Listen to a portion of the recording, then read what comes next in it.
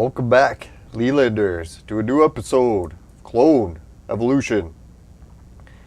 Right, what do we got going on today? Oh yeah, we got some more casino spins. Now if anyone's wondering, didn't we just get Darius? We did, but when I was doing the refreshes, they gave us Darius again. And I can't really pass up on Darius when he comes up on the casino, so let's give her a go. And where are we going? Westward, ho. Woo! Alright, we got a chip right off the bat. That was a good start.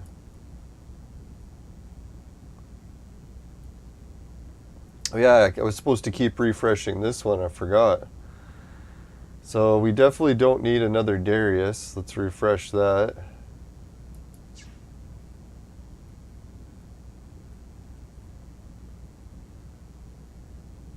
No, can't say, well, that's actually not that bad. To be fair, we probably should keep it on this one, because, yeah, Lubu and that guy are both really good. Arguably some of the best on the wheel. So, yeah, we probably should just keep it at that. If any of the viewers got an idea who they should want me to go for, just let me know.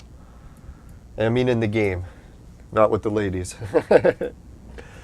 Now, speaking of meeting ladies, I've been doing some dealing in Kijiji lately.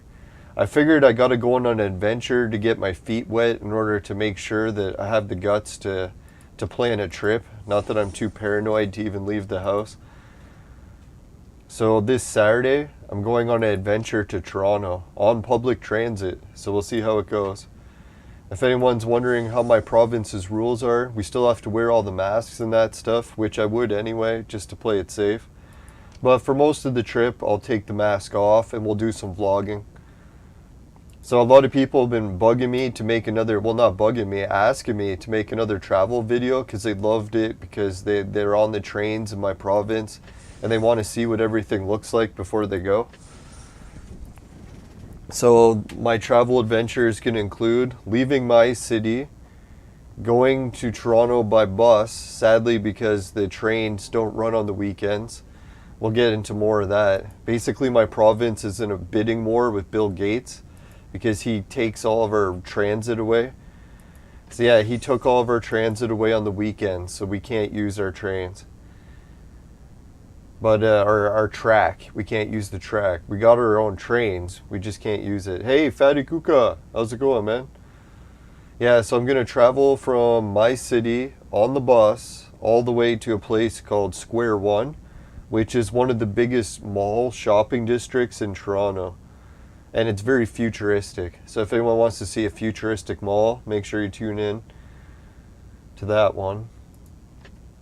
And then from that mall, we'll have to go right into downtown at the busiest part of the city. So I'll be going right into Union Station. And Union Station just got a new bus terminal that's been built since the last time I was there 2 years ago. So we'll see what's all new, what the new bus station looks like. Oh yeah, and the travel video is going to be not only a travel video, but it's going to be video game themed. So if anyone is wondering, how the hell did I plan a travel video for my YouTube channel and have it video game themed? What I decided to do was, hey, some of the best ads from my local newspaper, like on Kijiji or Craigslist, whatever you call it where you live, the best ads are always in Toronto. Why? Because it's the biggest city and there's always really good deals there, right? Compared to the smaller cities. Not so many good deals. So anyways, I was looking at the great deals in Toronto and I was always pissed off because of the pandemic. 2 years I couldn't go to the big city and get any good deals. But I was like, you know what? I'm going to go on the bus all the way to Toronto and chance it. See how badly sick I get if I can handle public transit without catching the virus and dying.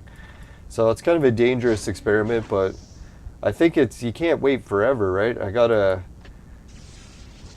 who knows? Maybe I've had the virus multiple times already. Hey, Steadfast, how's it going? Yeah, so that'll be the adventure. I'm going to be going on the bus on a video game adventure to downtown Toronto. And if anyone's wondering how am I affording this expensive trip all the way to Toronto, am I blowing my budget that I saved for other travel trips? You don't have to worry because it's only a $10 trip. That's the catch with going on the weekends. If you go on Saturday or Sunday, you get all the public transit system in the GO network, which is like, I think something Ontario, Government of Ontario Transit. That's why it's called GO. But anyways, yeah, if you go on for Saturday or Sunday, it's all day for $10. So I can go all the way to Toronto, pick up all my packages, go back to the Square One Mall, then go to Bramalea, another city outside of Toronto near the airport. So we'll go and we'll pick up another package there, and then we'll come back to Kitchener. Now I was thinking in the future, I might even offer that as a Kijiji service, package delivery. People that want packages picked up from Toronto. Although I can imagine that would get dangerous because people would probably try to send illegal packages, and yeah, that could get crazy. So kind of a neat idea for a YouTube video, I think, though. Video game exploration. Oh yeah, not only am I going downtown Toronto to pick up video games from someone, it happens to be a student who graduated from a video game college in Toronto. So I don't know if I'll be able to ask them about what their experience was like in the industry. So that'd be wild, eh? If not only do I do a travel video, not only is it about video games, but I might even meet some video game industry veterans for a spur-of-the-moment interview in a downtown Toronto location. Hey, Rusty Valor, how's it going? So I don't know, I'm hoping I don't get sick before Saturday and I have to cancel the trip, because I'm starting to really look forward to it. I haven't been to Toronto in so long. Actually, my last travel video for on trains was when I went to Toronto. Now, if anyone's wondering what I'm picking up video game wise in Toronto, I'm getting some good deals on stuff that I plan to resell this time. Well, maybe not all of it. I'm going to keep some of it, but I do plan to resell most of it. So that's what I figured. If I'm going to start a video game channel where I travel around getting good deals on stuff in Toronto or other cities on the transit network, make videos about it for YouTube, get good deals, but then I'll have a big collection of stuff, so I should really just start a business that or maybe under, not really a business, but just like a website or Kijiji ads where I sell my video game stuff. Yeah, so not only am I collecting it, but selling it at the same time.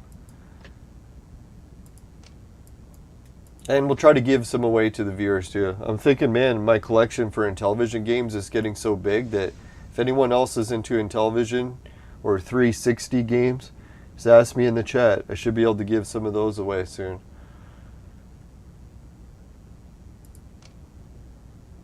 Now, so far we've only done one successful giveaway, so we'll have to try to do another one.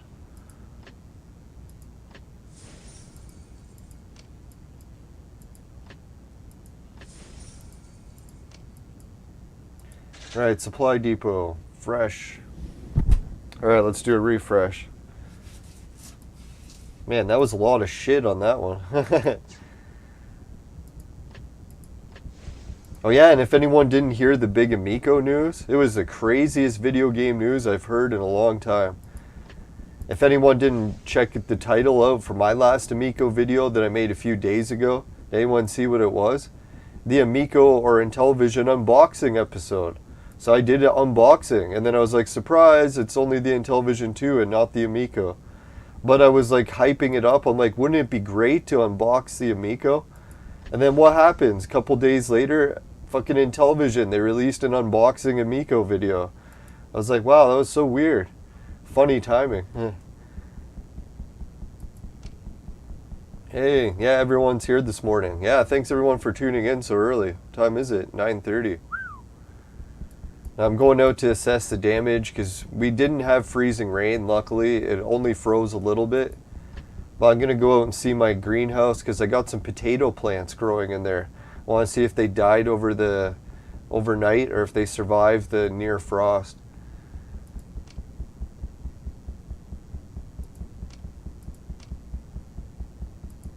Alright, so we'll have to do some more spins for Darius, but I think we'll do some battles before then.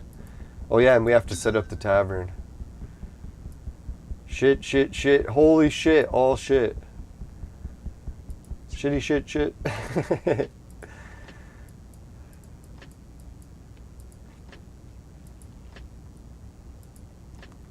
No, so yeah, the two places that I'm going to pick up the video games in Toronto, one of them is called Liberty Village, and it's right next to a place called something Tibet.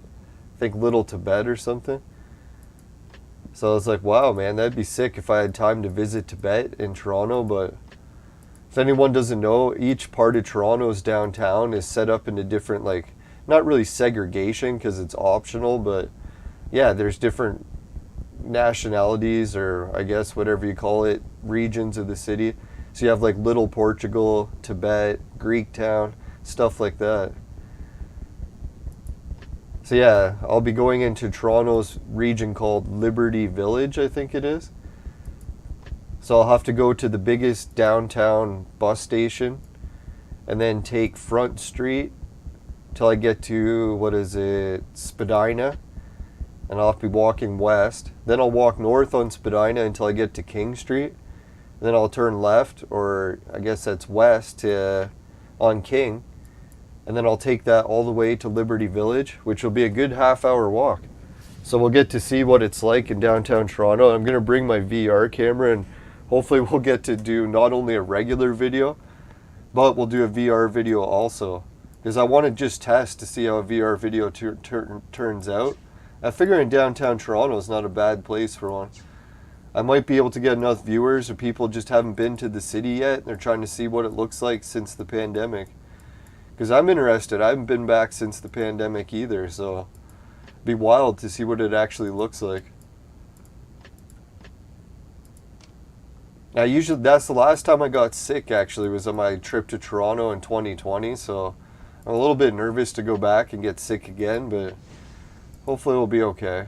I'm actually hanging out with people from Toronto all the time, so it's not like I'm not really around Toronto people.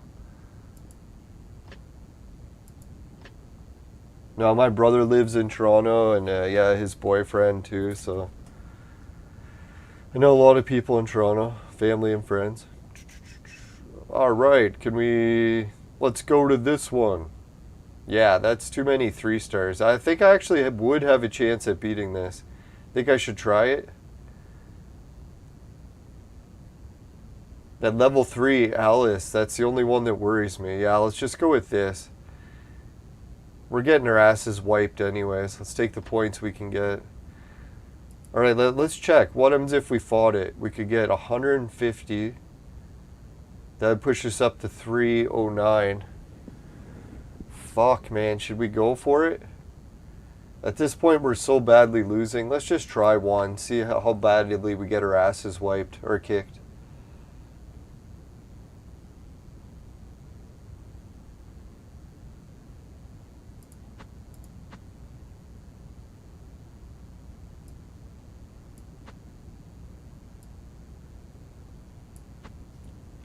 Alright, let's try that. See if we can pack a punch. Fuck, man, I should almost take her out and put in someone who can actually heal us properly. I don't know if anyone's noticed, but I like Wind of Fury better as a healer now than Freya. Freya's okay, but even at Red Star, man, Wind of Fury still does better.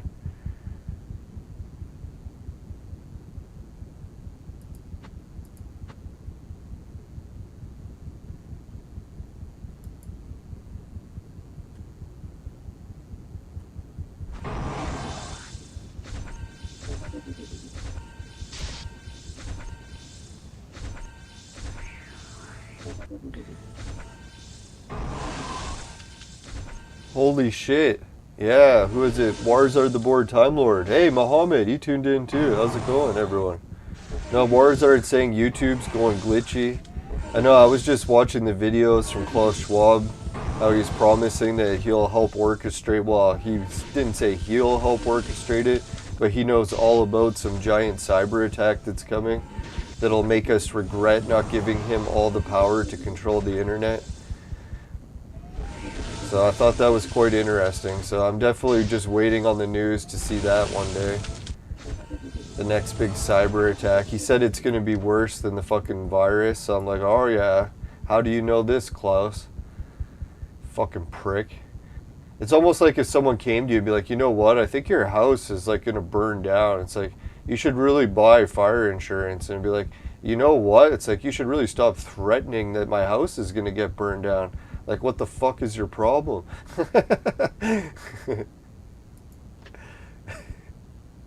Now, speaking of, I am going to get fire insurance.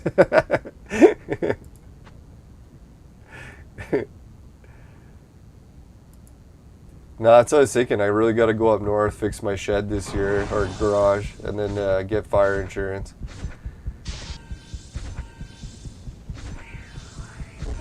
I don't know. I can't really guarantee I'm going to put anything nice in the garage this year. We'll see. Maybe I'll just put like a fucking cod or some sort of place that I can crash when I stay up north. Yeah, because I missed the Riverside Inn. Fuck, every time I went there, it was so cheap to stay. Now when I go to stay, it's going to be way more expensive. Well, some people might, yeah, I noticed on Google, some people are making fun of the Riverside Inn because it wasn't so fancy. I was like, what, you want it to be super fancy so you have to pay more? It's like, I don't mind if it's run down a little, at least if it's dirt cheap. Fuck, man, we got our asses kicked again. Son of a bitches. Man, they built a good team, eh? Oh, they're at level 342, that's why.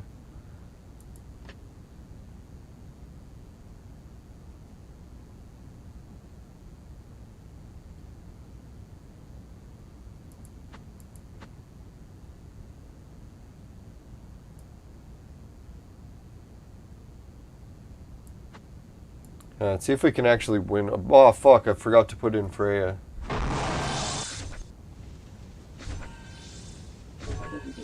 No, so far so good. Our live stream is still going, although it does look like the viewers are cutting out a lot. Or it could just be my content for today. I know I am very tired, sorry everyone. I didn't sleep much last night. I don't know, ever since my uncle's passed, it's been hard to get my body feeling right again. I started going back on the royal jelly today. It's funny, I noticed a boost right as soon as I took it. I was like, man, that royal jelly shit, as bad as the side effects are, it's like, fuck, I can see why people still take it despite the side effects. Although, man, those side effects are no fucking around, that's for sure.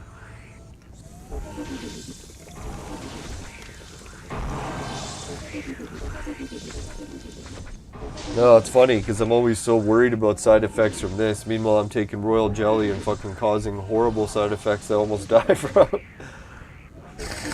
I can't say I almost died, but when you can't breathe, yeah, that sucks. No, if anyone didn't hear, the royal jelly it's almost like ingesting bee venom. So it's like when you're ingesting bee venom, you get bee venom side effects. Similar, some people break out in rashes. I know I started to get one on my neck right after taking it today. It's like, what the fuck? But the other one you can get is you swell up, right? So if your air passage swells up, yeah, it sucks. Sucks balls. Not in a good way.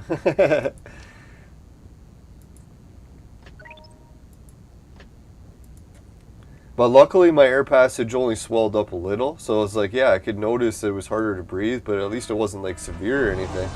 I was like, dear God, I guess that's what an asthma attack feels like, when all of a sudden you start swelling up and you can't breathe as well. Yeah, it kind of just felt like my neck was getting smaller and smaller and smaller. I was like, oh God, how small is it gonna get?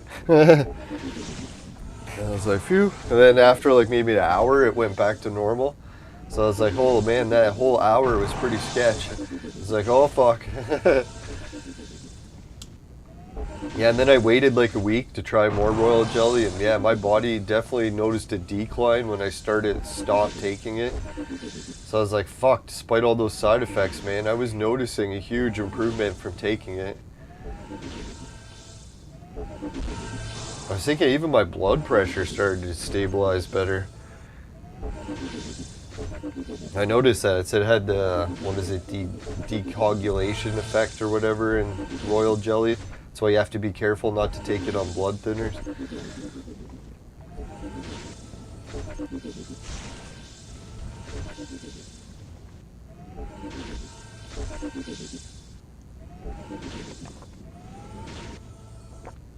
I don't know, my live stream still says it's working, but it does look like the chat cut out, eh? Live stream offline. Yeah, everyone did get cut off. What the fuck's going on? That's a little weird, eh? Let me try refreshing.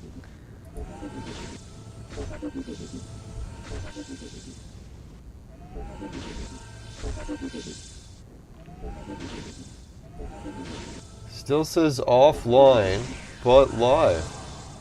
Isn't that weird, right? So I don't know. Hopefully this is still recording. I guess we'll find out later.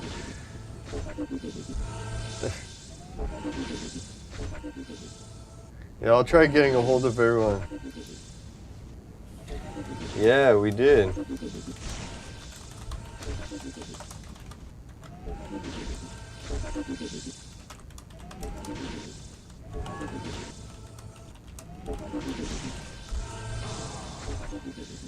Yeah, seems like...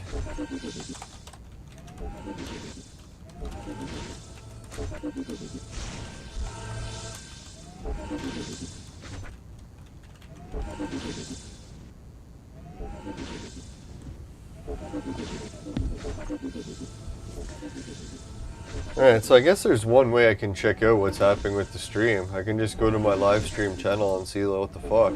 Is it live streaming or not? It says no, it's not. Fuck.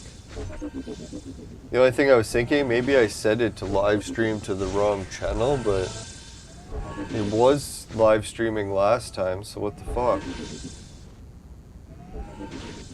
Weird.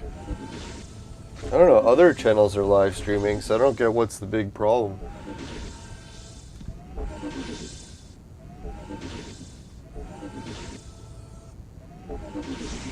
I would stop it and restart it, but it says it's still streaming the whole time. And it says it's still live. Weird.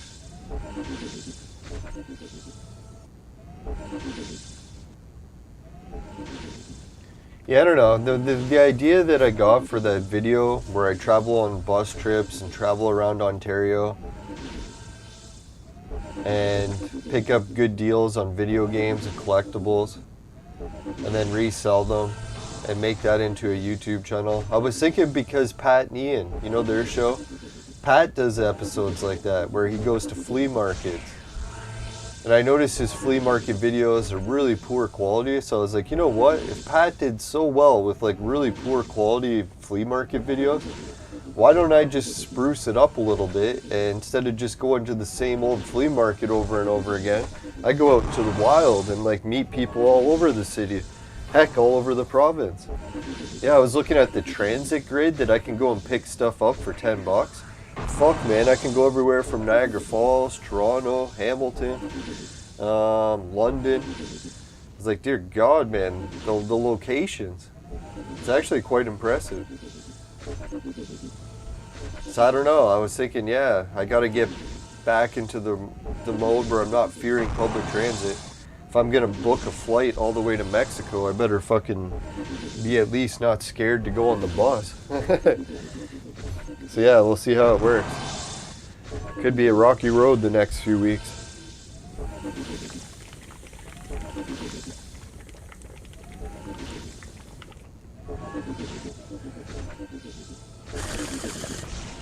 Yeah, so I hope everyone wishes me well in the adventure. I'm pretty good usually in downtown Toronto. I've really lived there for almost a year because I always stay there for weeks at a time, and I've done that every day or every year for like 20 years. So I think once you stay for a week, every year for 20 years, how many weeks is that? I guess 20? So no, not quite a year, but still.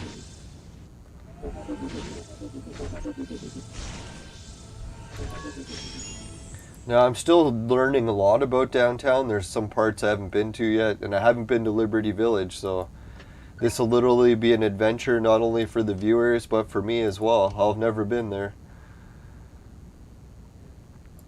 I'm hoping it's not like really bad gangs, but I don't think it is that bad, especially during the day. It's all famous last words. Now, I had a job where I was working in Toronto for a few months, and yeah, almost got shot 2 shifts Once was the Eaton Center shooting. I just narrowly avoided going there for lunch right when the shooting happened. So that was a close call. Oh yeah, and then the next shift I was working almost got shot again, where I was walking to work and there was a shooting in like on the street, like a block from where I was. So I was like, holy shit, just narrowly avoided getting shot twice in a row. That's actually when I started having panic attacks. I was like, you know what, this job just isn't worth it. I'm almost getting shot every time. So I was like, fuck this, the money's good, but the stress is just too much. And obviously people said it probably I should have just kept going. Obviously the shootings didn't continue like that, but it just seemed like a string of bad luck. Oh yeah, and my room got broken into, so it's like, holy. I was staying in a really shabby like hostel, so I wasn't surprised that my room got broken into, but luckily I didn't leave anything in the room, so when it got broken into, they didn't have anything they could steal.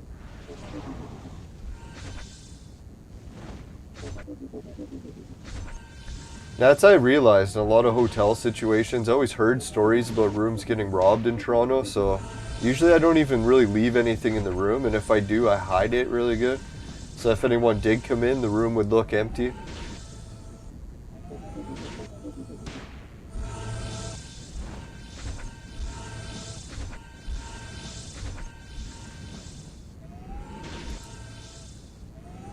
Yeah, I wonder how Warzard got the last message in to tell us that the stream went down. No, I appreciate that, Warzard. That was good. I didn't even notice. So I was like, yeah, everything was green. It says green in OBS, green in YouTube, it's saying live. And then in the bottom corner, excellent condition. And then one little spot says, oh yeah, by the way, stream offline.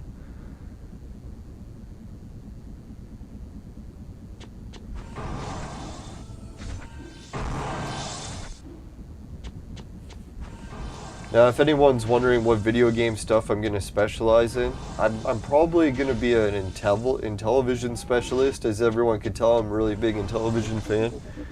But I probably will branch out and putting my whole collection for sale. I think that's my next goal, is maybe not this year, probably in the winter, but if I can get around to it, is I'll archive my entire video game collection on my wall, put it into a database, and then update the price listing so that I can actually price the entire collection. Price how much I got it for, how much it's worth, how much I could sell it for. Yeah, and that'd be pretty wild. Then put up like a 500 game collection for sale. Now the thing with I've come to realize in life, it's good not to get too attached to anything when it comes to material possessions especially. So yeah, as much as it's nice having this big video game collection on the wall, I probably will sell most of it.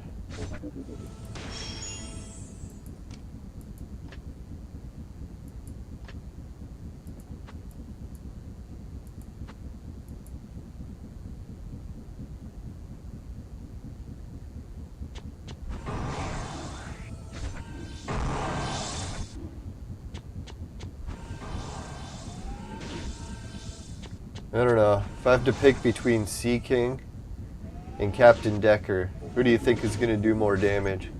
I think Captain Decker will. He'll probably survive longer. Not to jinx him, but...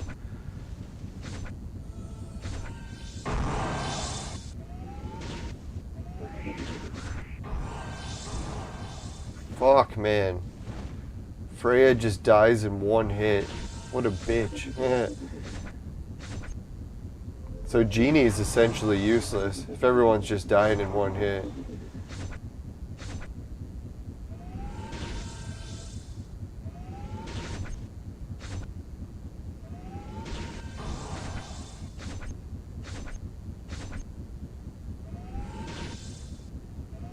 There we go. Now Monk's packing a punch.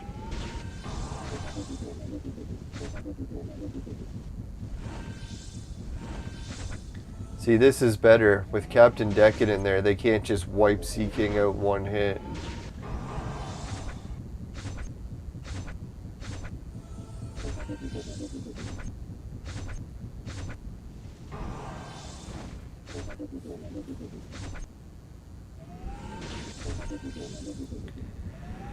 Yeah, so the only bad part about this whole video game adventure is I'm going to be picking up 2 packages and both of them are heavy. So we might actually reach the point where I run into trouble, where I really can't even carry the packages any further.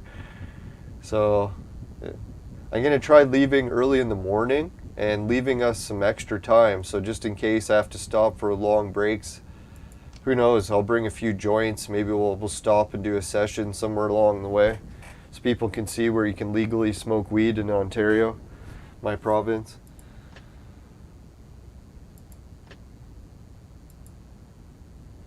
So yeah, well, we'll probably do that. I remember last time I was in Toronto, I shouldn't have, but I stopped in the middle of like Times Square of Toronto, that they call it Dundas Square or whatever.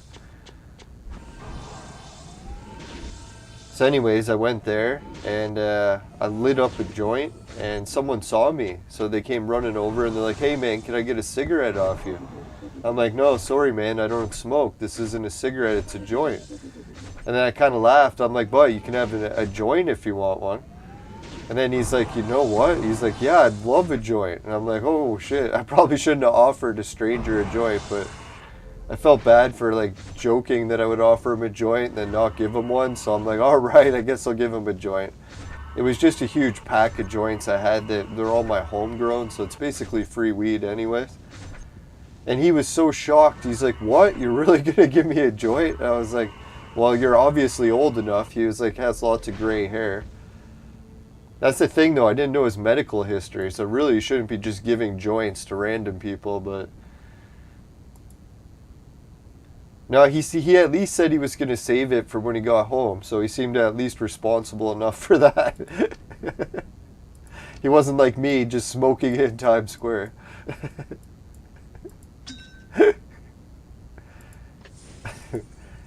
He's like, "Wow, I can't believe someone gave me a joint." That's what happens when the people from the smaller cities come to Toronto. We bring lots of weed with us, well, at least under an ounce. Now, in my province, you're allowed to carry weed as long as it's under an ounce. So I could roll up about, I don't know, 20 or pack of 20 joints.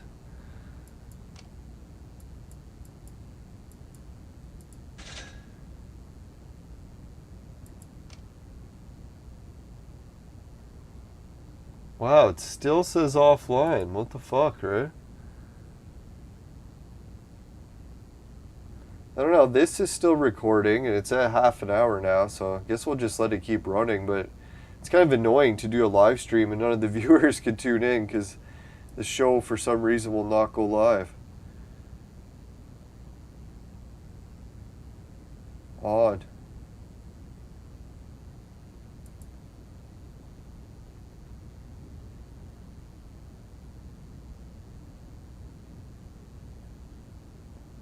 You know what I should do? See if there's a new stream thing.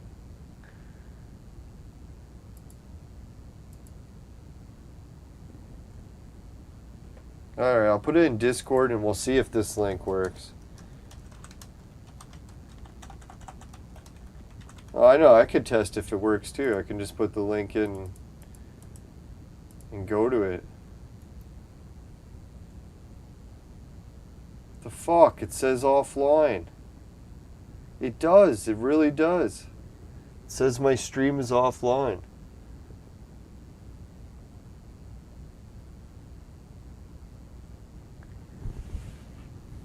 Alright, so what can I try to go online? Let me just think. Studio settings. Stream. It's connected to my account. It says it's sending it perfect. What the fuck, man? It's so weird.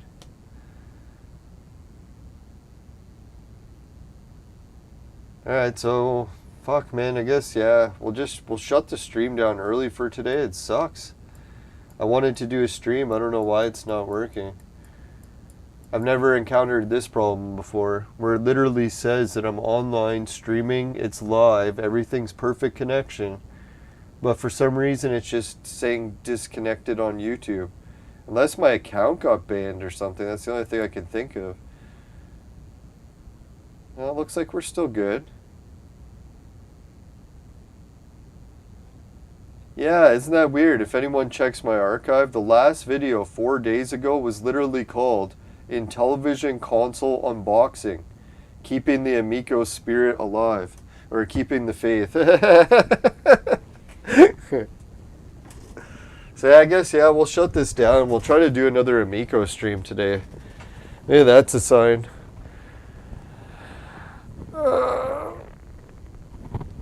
Oh, man. Now, I have been eating a little bit less, getting the roller coaster back in gear. Fuck. Man, that was a little bit rough when my uncle died because we had a lot of food and had to finish it before it all went bad. So, I've been eating too many mashed potatoes for like a week. Yeah, it was such a shame. My family saved this giant pot of mashed potatoes. I was like, oh, why? Why didn't we save the good food? Like, they had a giant pot of sauerkraut. I was like, man, sauerkraut and mashed potatoes? I would have took the sauerkraut any day. But for some reason, I thought they were going to give us the leftovers. We didn't have to package it all up. And then someone told me after, no, they're just going to throw it out. I was like, no. All that good food, they threw it out? Fucking stupid. Oh, well. Yeah, so you got to figure, man. Some people, man, they just don't think. Like, when it came to the leftovers, like, they saved flowers. I was like, why the fuck would you save the flowers and throw the food out? Like, what are you, a moron? It's like, who's the fuck's going to do anything with the flowers? We could eat the food. Fuck, man, that food was so expensive, too. I can't believe they just threw it all out. Fuck, and yeah, we saved a big pot of mashed potatoes and like all the meat and all the good food, it all got thrown out. I was like, you gotta be kidding me. Oh well, there's worse things to deal with, right? I was thinking it's my uncle's funeral, for God's sakes. If the food was the worst thing on my mind, that'd be nice. Oh man. What a waste though. Well, maybe it was for the best. I was thinking one time I did get a bad reaction from eating too much sauerkraut. And if I did get a giant container of sauerkraut, that would probably be, maybe it was for the better. I would have had to cancel my trip on Saturday because I would have been totally sick still.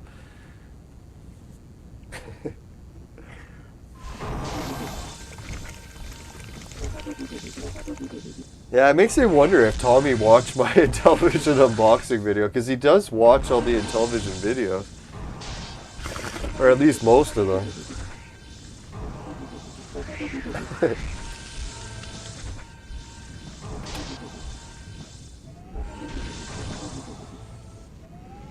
Yeah, if anyone's wondering what's on the vape menu, we got some All Kush 47 mixed with my vapor oil. Oh man, what a tasty bowl. It almost tastes too good. No, really, it raises my tolerance so high that I can never catch a buzz from anything. You gotta be careful when it comes to vaporizing the concentrates. Because I don't know if anyone's noticed the correlation with how much weed they can ingest, like eating edibles, and when it comes to how high your tolerance is. Like if I don't smoke any weed, I can usually get a buzz off like a 10 milligram candy of edibles. Then if I'm like a heavy smoker of weed, like every day, then it might take like a 50 milligram. But then if I like switch to like vaporizing out of my Extreme Q, then I'm pushing like a 100 milligram, 150 to catch a buzz. And then if I start vaporizing concentrates, like honey oil and stuff, in the Extreme Q vaporizer, then I'm pushing, 500 to 1,000 milligrams to catch a buzz. And that's just to feel it, not even to actually like get a good buzz. So I was like, holy shit, man. When you're vaporizing concentrates, it raises your tolerance for edibles through the roof, right? That's how I was thinking. It's probably really bad for you. You gotta figure your liver trying to process that much toxins. It's like 1,000 milligrams. Like, man, that's usually enough for like what? Well, you're pushing like 100 people could get a buzz from that much. It's only enough for one person if you've been vaporizing or concentrates. Dear God.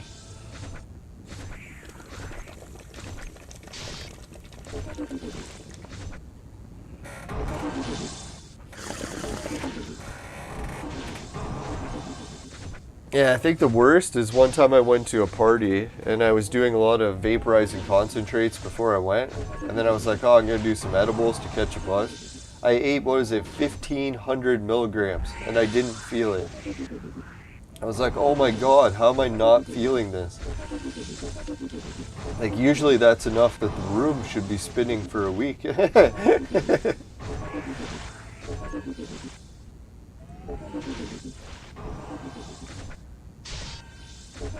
Yeah, so that's scary. I really got to stop vaporizing concentrates.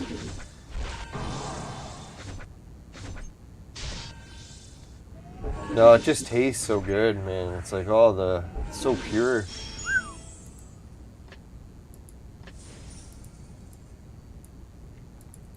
Yeah, if anyone's in the chat and they've been to Liberty Village in Toronto before, if they want to post some things I should look out for. If you know where all the gang bullets usually fly. Just shouldn't jinx it, dear God. Almost get shot every time. No, someone was telling me that I should get like Kevlar, and I was like, you know what? That's actually probably not a bad idea. If I had a Kevlar vest, I would probably feel a lot safer in Toronto.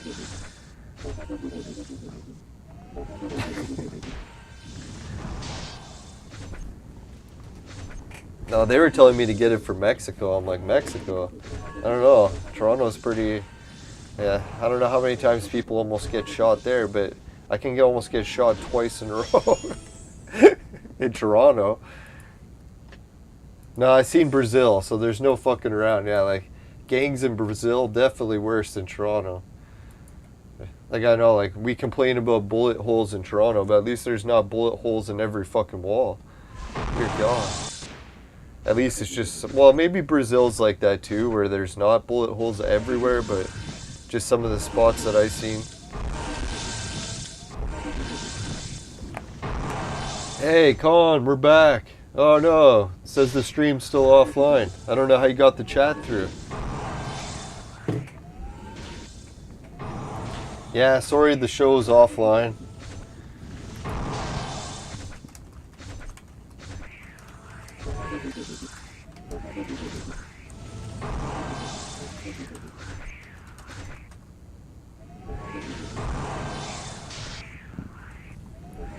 I don't know if anyone can actually see the show. You can put it in the chat that you can see it. I don't know, it's saying that it's streaming, excellent condition, been streaming non-stop for 45 minutes. But there's a little thing on the bottom saying stream offline. And then I check my uploads and yeah, it's not listed in my live streams. Hey, Acid Carbine, he's here too. But can anyone see the video? Awesome. At least the chat works.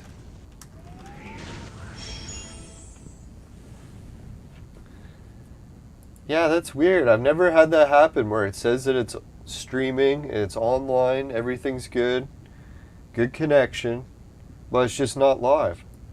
It's like, what the fuck? How is it streaming but not live? Excuse me. Alright, free refresh. Holy fuck, collect the chest first.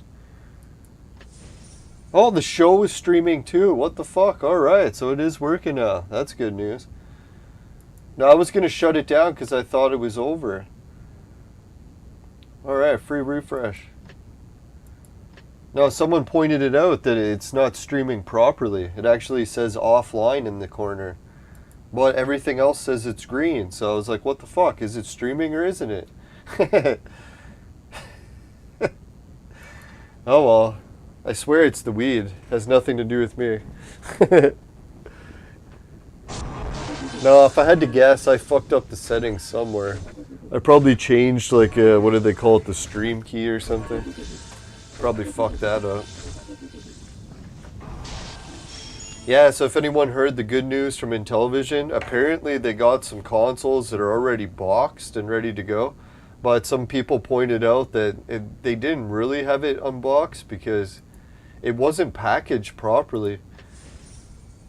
Like if you shipped the box the way it was there, it would have got damaged during shipping because they didn't have all the controllers like wrapped in foam and stuff. So I was like, yeah, that was weird.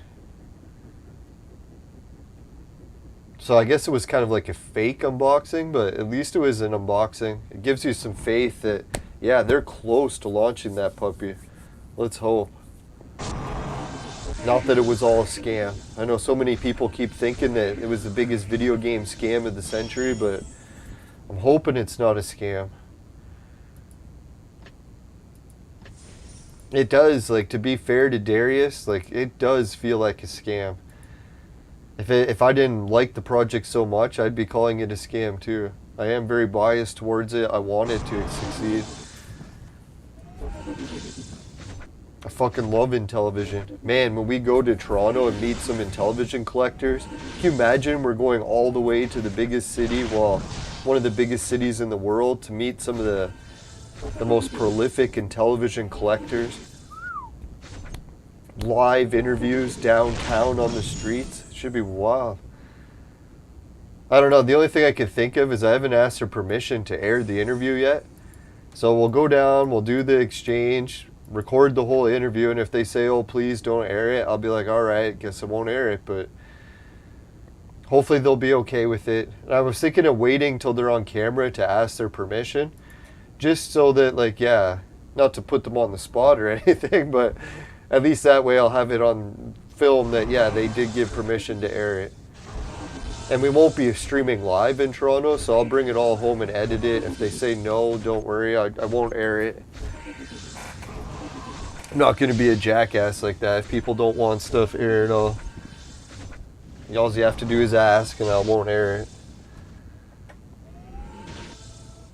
No, I'll try to get permission for everything, but you know, with downtown Toronto, there's going to be so many people walking around, you can't really ask everyone's permission. Like, even YouTube says that in the guidelines. They're like, yeah, obviously you're going to try to ask as many people as you can, but if you're in a big public setting, yeah, that's one of the things about being in a public place, right? Sometimes you end up on camera.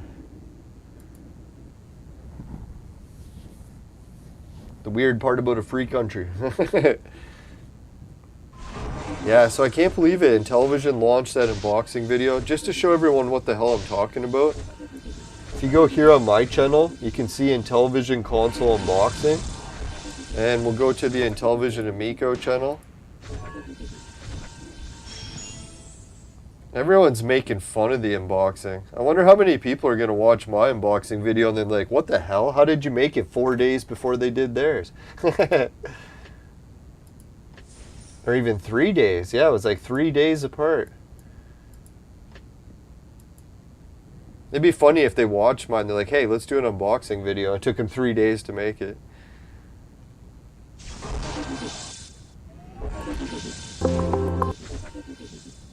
Alright, so anyone's wondering, after I made my unboxing video of the Intellivision, Intellivision released an official unboxing video on March 22nd. Isn't that fucked up? Not to say I was the cause of it or anything, but it does seem weird.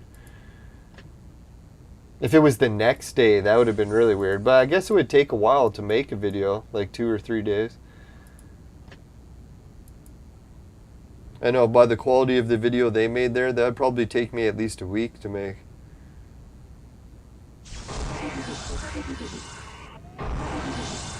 Now, they did show some more footage of Bomberman, which is the Dynablaster game I got on my game shelf behind us.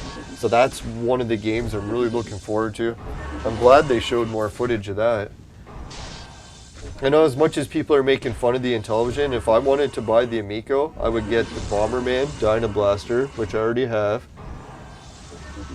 I would exchange biplanes for tanks if anyone wants to trade me with that game.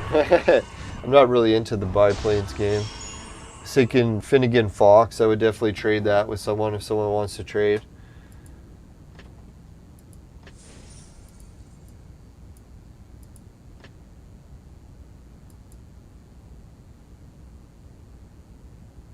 Yeah, it'd be a weird feature if Intellivision could offer it. They could offer trade-ins for games of equal value.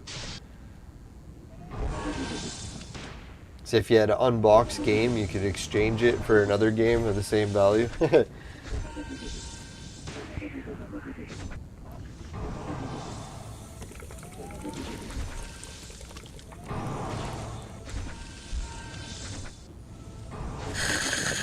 Yeah, wouldn't it be weird if I do that Intellivision travel video through the downtown Toronto, meeting a game designer, getting a console from them, coming back on the bus, doing like a huge travel adventure out of it? Wouldn't it be weird if that video did well? Like good enough to make a channel out of it?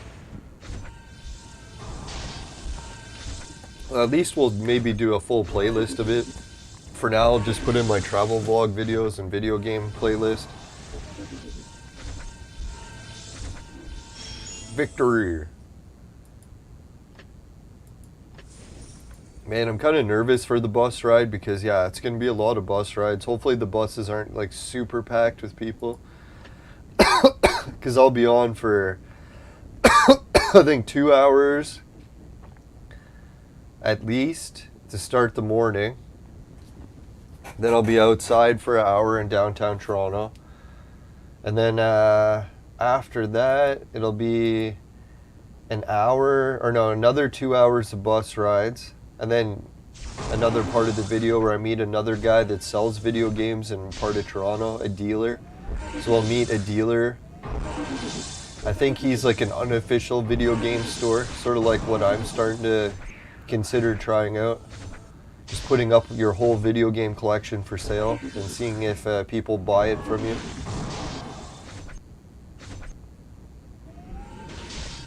It would be kind of neat to sell my whole video game collection and then use the money to fix up my place up north. Actually have a house and then rebuild the collection. After I have a place to store it. Oh yeah, I was going to show that if anyone wants to see the pictures. Ooh, shit, that was close.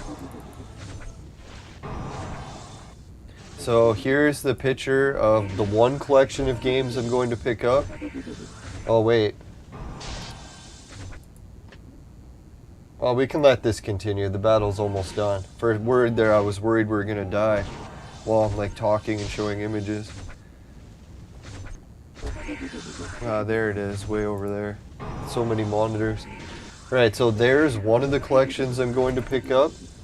And here's the other collection. Can you fucking imagine? Look at what's in this collection. This is like the Uber Intellivision collection. Mint condition Intellivision original, mint condition games, and the voice. So dear God, when I put this one up for sale, I might keep it or resell it. But this one is going to be tempting to keep it if it works good. And then this is the other game collection. Oh, we got a question from the viewers. Who is better, Suzo or Skady?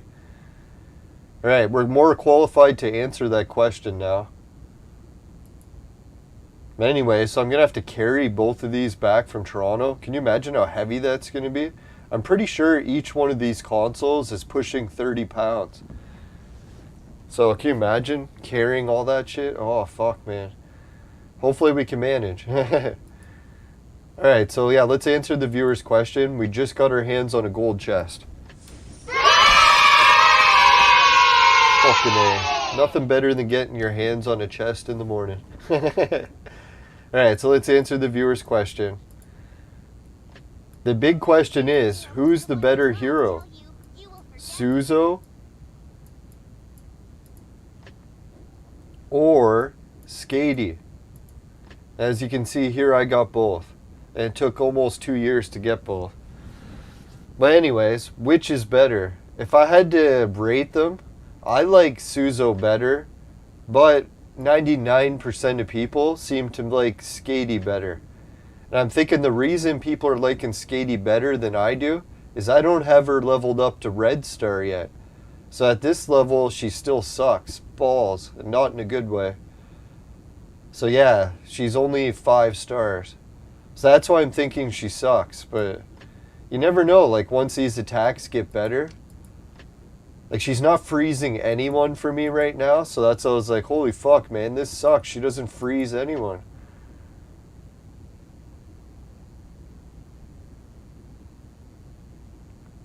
Yeah, because this shit's not working at all. So maybe once I get it up to like Red Star, it'll actually start working. Because I was thinking for me, Suzo at 2 stars, he kills any team member in usually 1 hit with his special. And he can hit the whole team. So normally when he hits an enemy's team, he'll wipe out the whole unit. Sort of like how Samson used to be. But the argument against Suzo is he's only good for around level 200 to 300. Once you're around 300, then all of a sudden you don't need him anymore. But I was like, you know what? Up until 300, he's worked so good for me. He's like my favorite player in the team.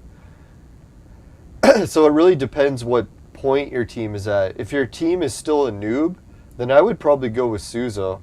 But if you're already a high level, then yeah, you're probably going to want to go with Skady. I know a lot of people just tell you to go with Skady no matter what. So who knows? Maybe she is way better and I just had a weird experience. Judging from how I view life, you wouldn't be surprised if I had a weird experience, right? Hell, I even made Hermes. And no, Hermes helped a few times. You gotta give him credit. Most of the times he sucks. But yeah. So, I don't know. If I had to pick again, I would pick Suzo. But I know most people laugh at me. They're like, oh, you should pick Skady. I get it. Skady's probably better, and I just haven't leveled her up yet. And that's why. Because she's only 5 star. Let's check out what we got for her to level her up.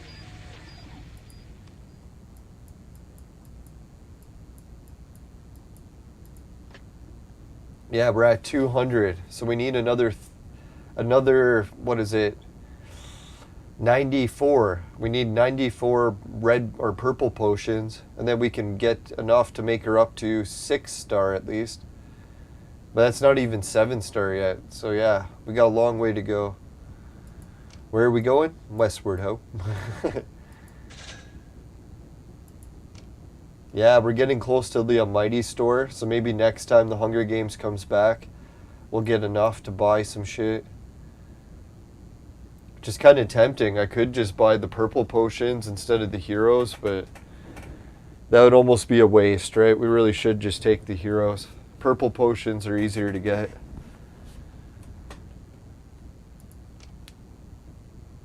Yeah, we have saved up quite a bit of marketplace tokens for the guild. So I'm thinking either buying a bunch of heroes or buying DNA. Because that's quite a bit of DNA I could buy, right? So I could buy 100 with 2,000.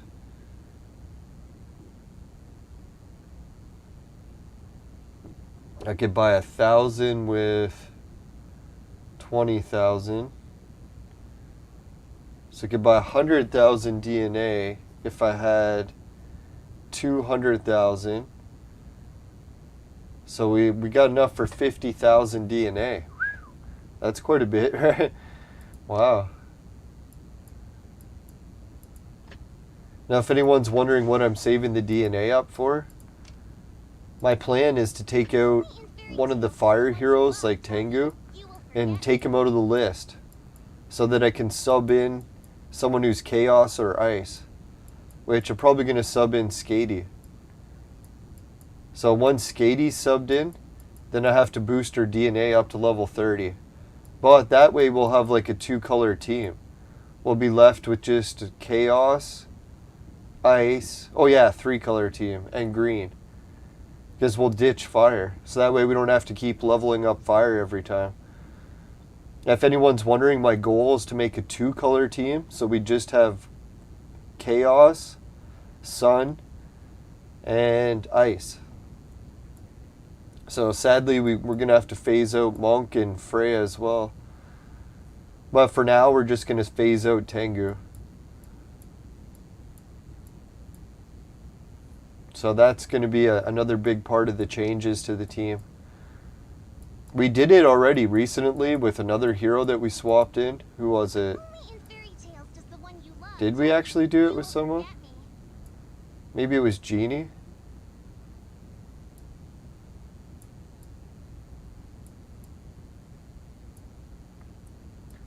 But anyways, yeah, so once we can get more heroes subbed in, the better.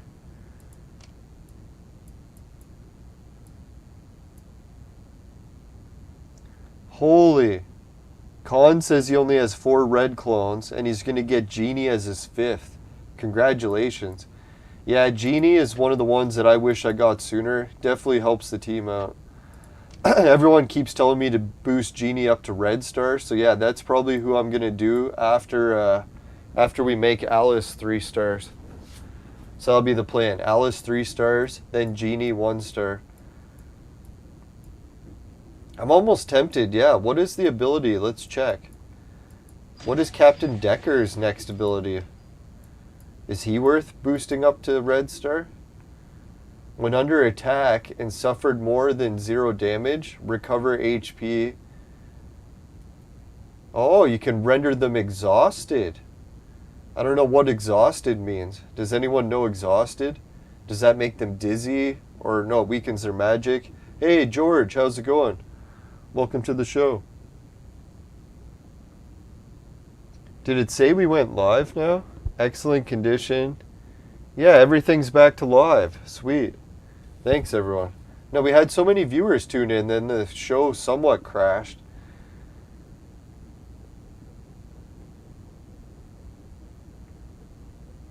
Yeah, George says that Skady is way better once you get her up to red star. How many stars do you have to get her up before she's good? Like, I got her at, what is it, 5 stars right now, and she sucks. But yeah, hopefully after she's at 6 or 7, she's better. Oh yeah, so George recommends both Skady and Genie. Yeah, that's where I got the good Genie advice from George. And I believe him now, because yeah, especially once you don't have, what's her name, Agatha. I'm all out of Agathas. So I really have to fall back on Genie now. Anyone see how many golds I got? My fucking team is just loaded with gold. I literally have so many golds, I can almost make any hero. Not any, but quite a few of them. The only problem is I keep running into not enough Chaos Sun Stars to burn. Just, it doesn't even matter which one.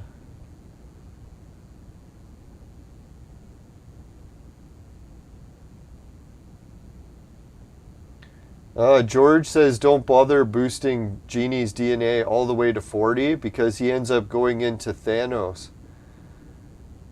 Oh, that's interesting. Yeah, we'll have to consider that in the future. No, right now, the only thing I really care about is getting the heroes into the base team as long as their elements match. So maybe I'll focus on getting ice ones in then. But yeah, I was thinking I'm going to focus on ice and sun and chaos.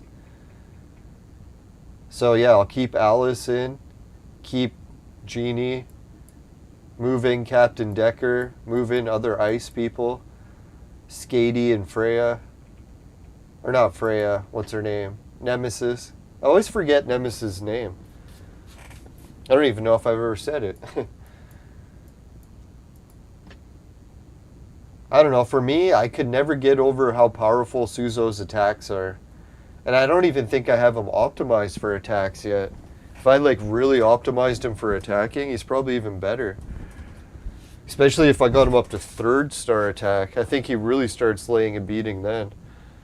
But anyways, I was facing was it a Tengu level 4 star the other day, and he was just destroying my team. So once you get Tengu up to 4 star reds, He seems a lot better. Maybe even 3-star. Tempted to make him. I was surprised he went back to his old Samson ways of just killing people in one hit. I was like, finally. I knew you had it in you, Tengu. Just vanished for like half your existence.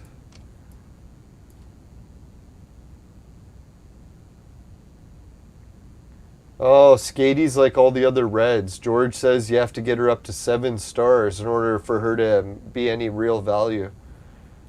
Yeah, so never count a hero out until you made them 7 stars. That's what I was thinking. Even Monk, I bet you if I got him up to red, I'd probably like him even better. What is his ability in red? Just let me check. Or for when he goes up to red star. At the start of each round, if the warrior monk's attack is in an increasing state, then his attack will be increased permanently by 25%, and his parry will be increased permanently by 8%.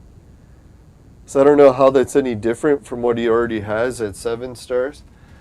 If anyone knows how that's different, let me know in the chat.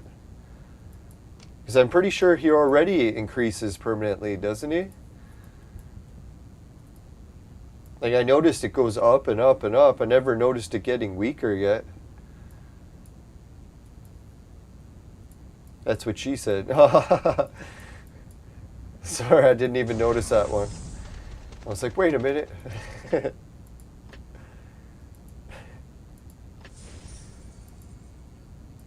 Oh yeah, if George, I don't know if anyone else saw, I beat a few more levels at the dungeon, so we're stuck at 890. And fuck, is it a bitch. I don't know if we're going to ever beat it. It's a hard one. This one, we've been playing it a little bit more. Let's show you how far we made it. Yeah, so we can beat the first round with this team. We'll watch the second level play out just to see how badly we lose if we do.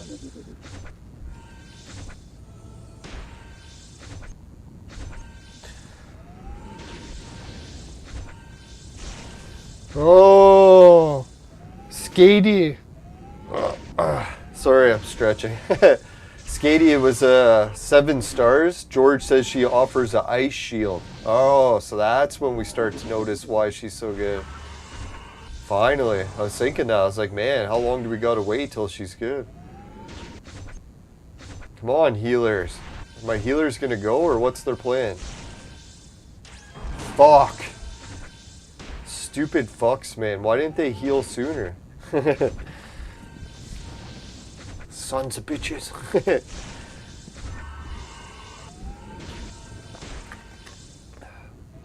Yeah, so I think on my video game adventure road trip on Saturday, we're going to be looking at probably like, I don't know, 6 hours of bus time.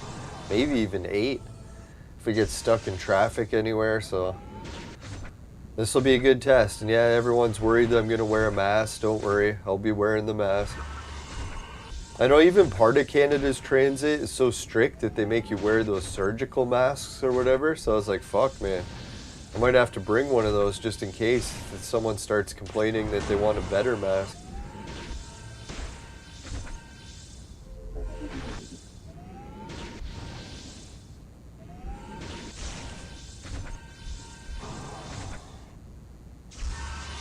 Now, and so far the 2 people, theoretically, that are going to sell me these consoles, if they don't sell them to someone else first, I really should have gave them some money to put it down.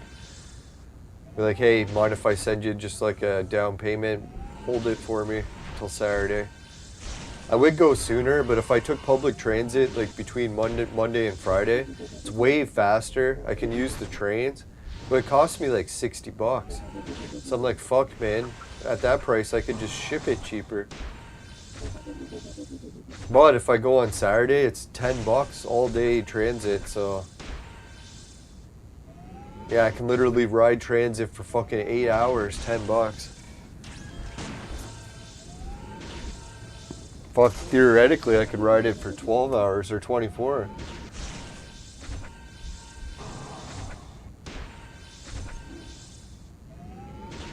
I don't know if we're going to pull this battle off, eh? Monk's looking pretty weak. He's building up his attack every time.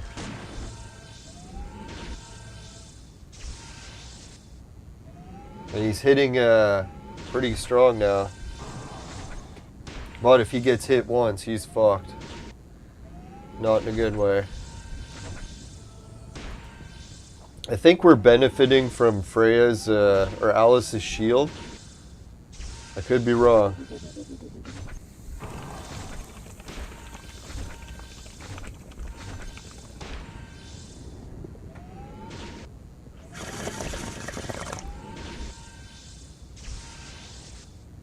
Oh, acid carbine. He wants to know some of the tricks for making money in Entropia. Yeah, I love making those videos too. We'll have to come back with one. Now, I know so many different ways to make money in Entropia. And it's been a while since I've been playing it, so I don't even know how many new ones there are. I think if you want one that maybe if you haven't seen it in my other videos before, my go-to method for making the money fastest is, well, fuck, there's probably a tie.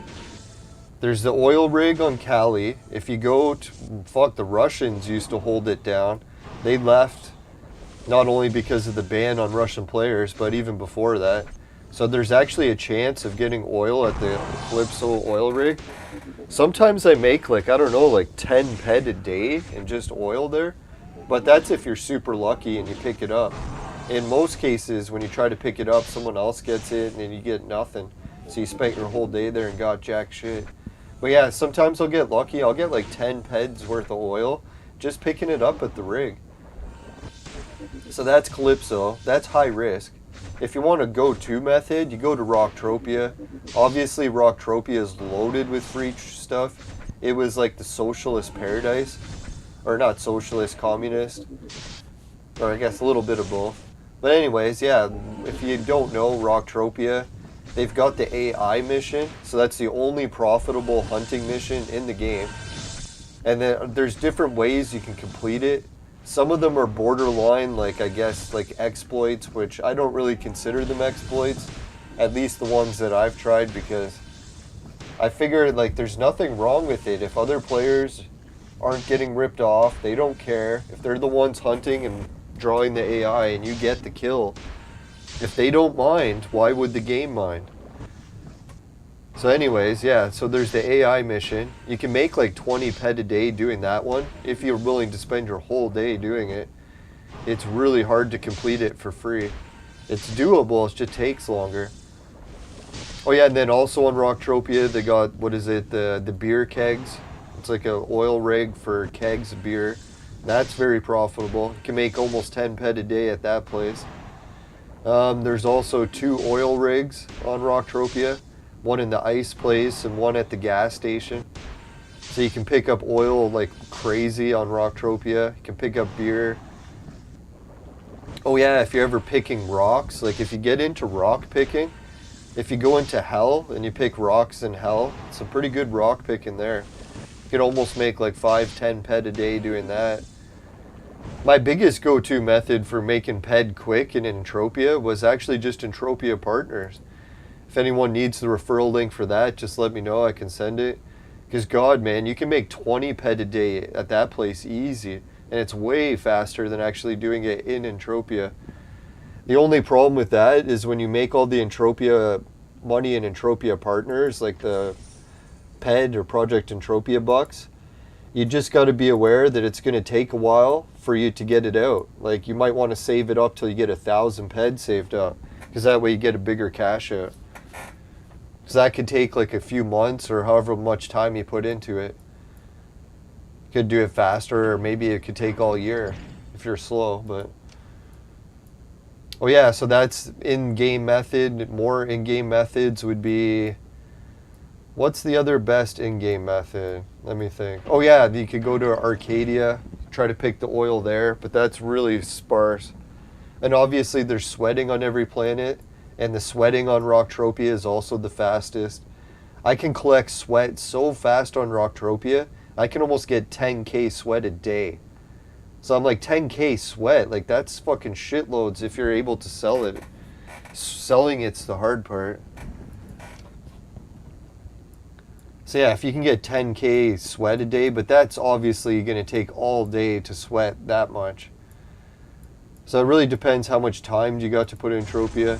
Oh, there's the other planets like Toulon and Cyrene. Each of them got their own little things.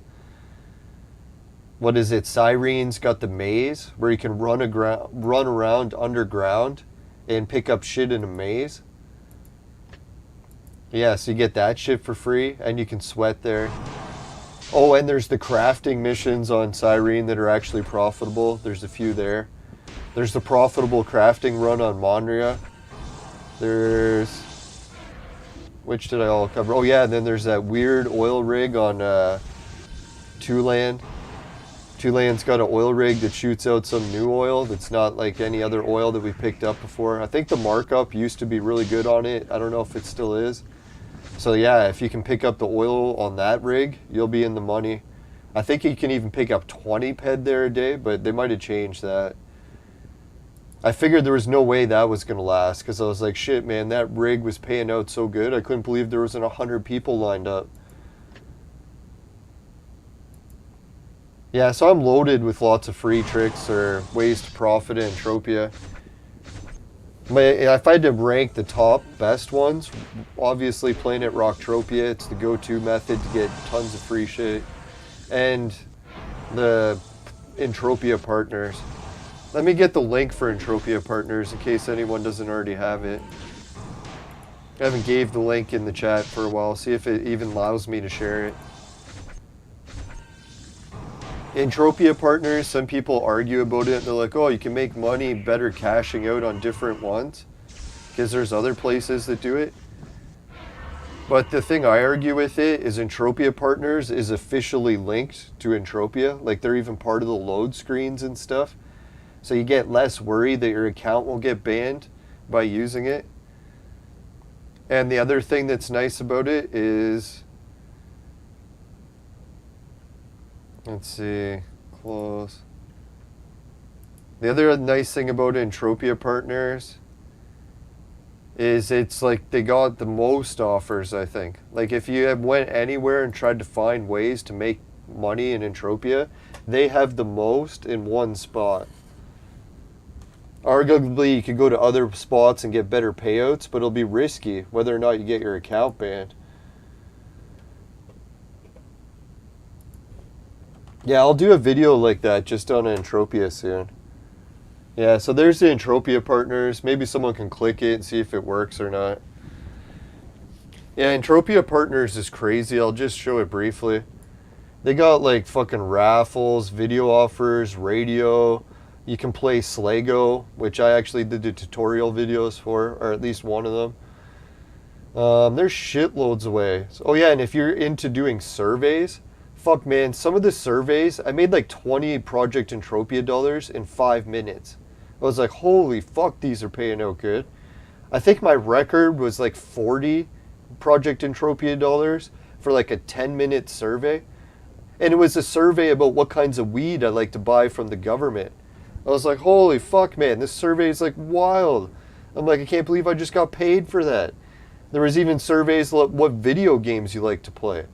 Oh, obviously there's a lot of shit surveys like what kind of breakfast cereals you like to eat and stuff, but whatever.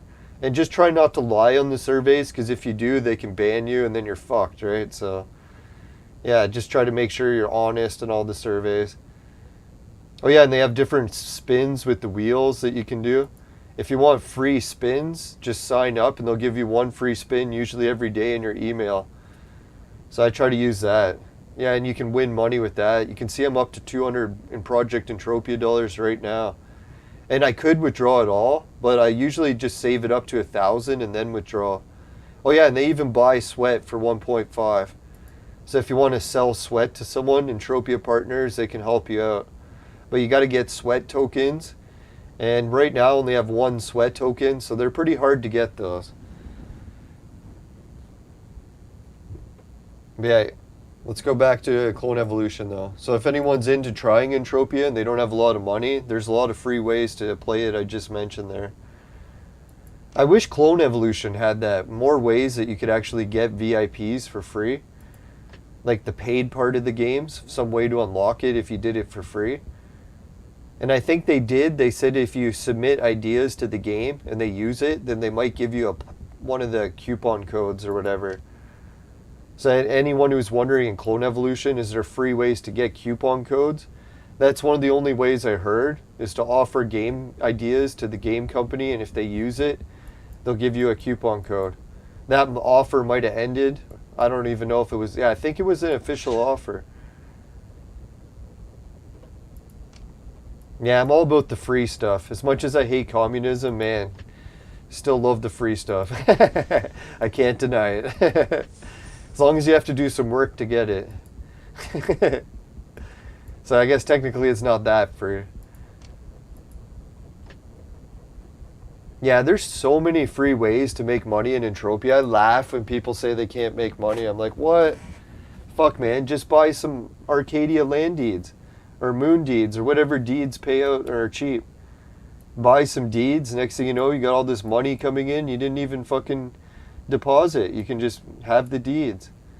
So everyone's, well, what the fuck? How are you going to get deeds without depositing? Just save up the money from sweating or collecting rocks or whatever it is.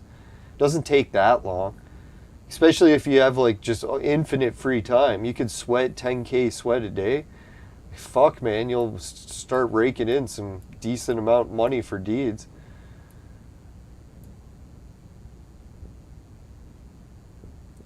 Oh, Acid says that the Russians still found a way to hold the rig.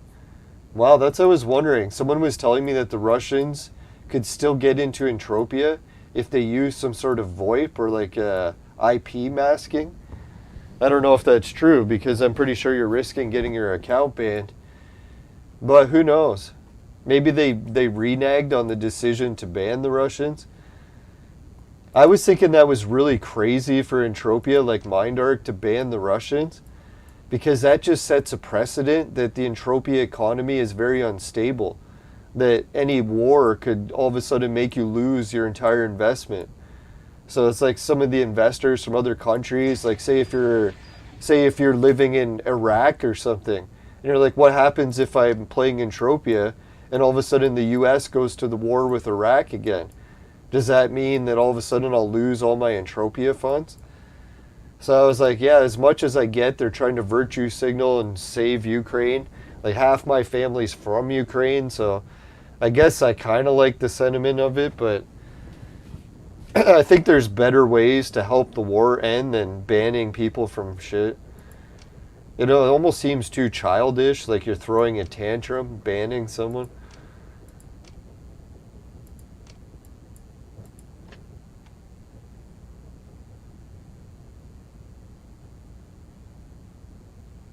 Oh, they banned the Russians from depositing and withdrawing, but they can still play.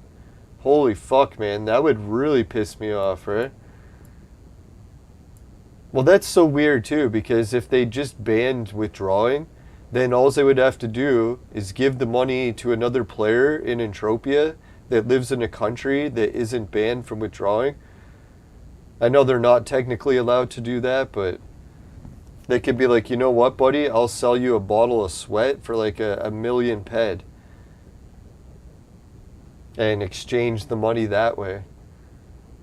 Because technically you can sell sweat for whatever you want.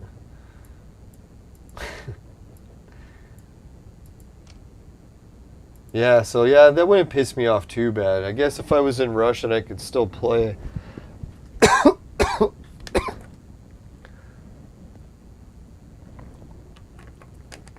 Yeah, because I was thinking that would hurt the economy as well.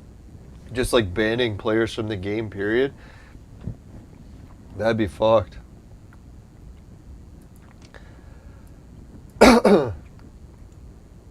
No, because I think there's other people that would definitely want to buy Project Entropia dollars under the table, but man, you'd sure be risking getting your account banned. I definitely wouldn't take that risk.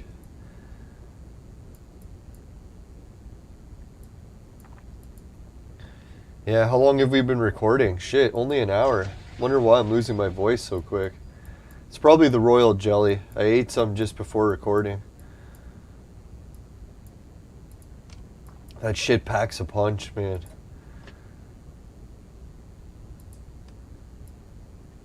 Right, so I was looking at the different clones I can make. I'm so low on Darius. That's what I was thinking. The main reason the game's giving me so many Darius, because I'm fucking really low on them. I don't even have enough to make a gold Darius. So yeah, I really need another Darius. So let's try a few more casino spins, see what we can get. Excuse me. Sorry, royal jelly burps. Alright, so we got that chip.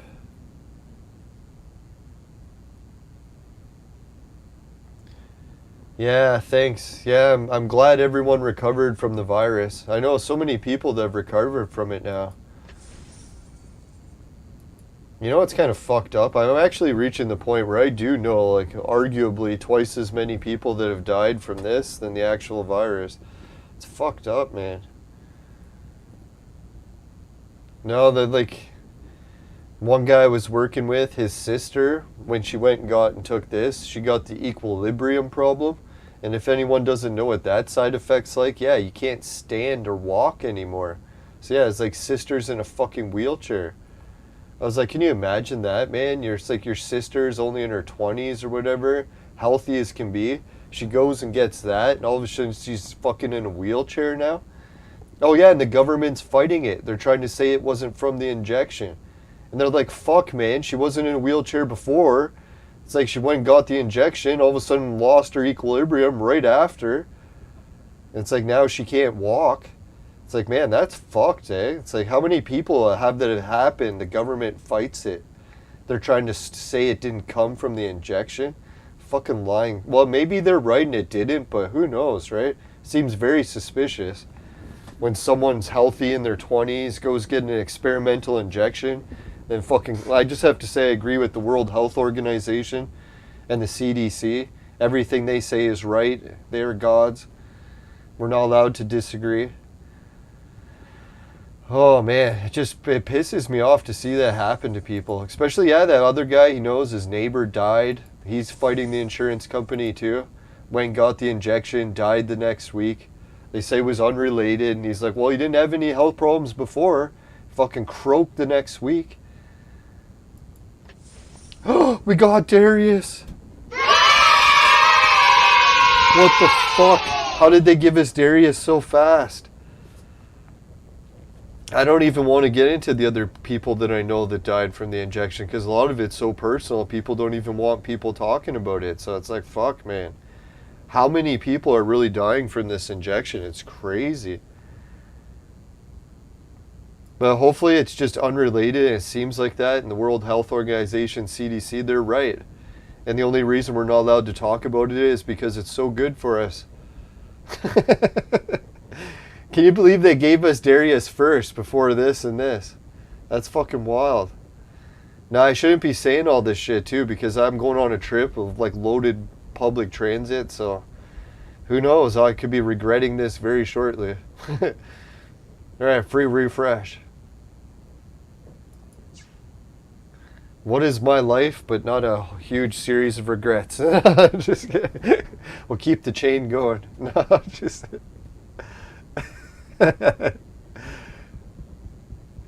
Alright, fuck, I can't believe we got Darius. What the fuck?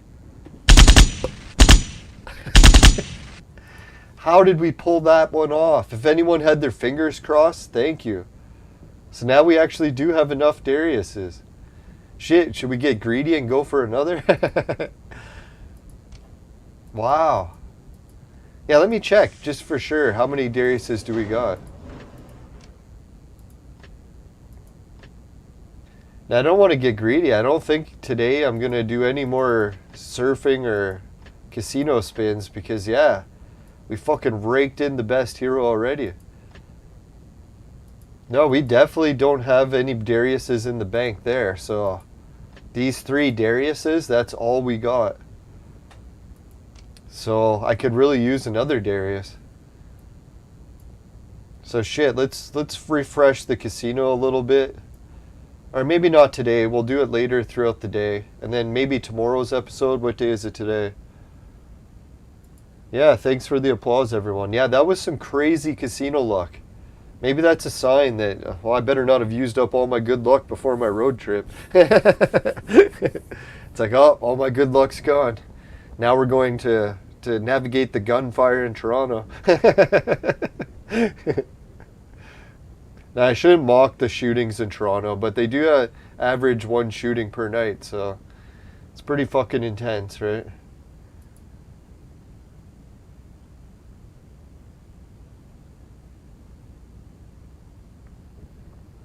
Yeah, I'm glad the Russian Entropians can still play. Like, that reminds me of the whole segregation thing, too. Not as much as that I should hate a country that's at war with the country my family's from. I just don't really hold it against any race for doing it, right? That seems fucked. It's kind of like blaming Muslims or Jews or blaming any religion or race or whatever for all your problems. It's too much victimhood. You gotta try to take some responsibility. You can't just go around blaming everything on others. Even though I guess some people are responsible for other problems, but try to take some responsibility. I know, because I always try to blame my problems on weed or whatever. Always find something to be the crutch. It's never my fault. Had nothing to do about my actual decisions. Alright, so let's see. Oh, shit. We need 6, so we gotta save 1 more of those.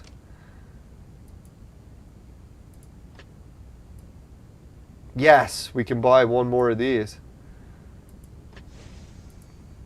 Alright, so let's check out what is the situation for the heroes, for the Sun Stars. We need Sun Stars really bad. Alright, we're already up to 3 for her. We'll be up to 2 for him soon. If we get up to 3 for her, holy shit. Then we're actually starting to get close. What we need to do is make, I forget how many. 1, 2, 3, 4. We need to make 4 purple Sun Stars. So fuck, you can see why we need to save up so many of these, right? But if anyone's wondering, why are we saving up, what is it? What did I say? 7? We need it because we're going to turn Alice gold. And we make a actually a red Alice. When we make her red, that process, yeah, we'll have to make her gold first, then red. So it's going to take up a lot of Sun Stars. Quite a few. 4 of them. Yeah, that's right. 4 purple Sun Stars. So yeah, that's way more than 7. I don't know, let's count. How many is that?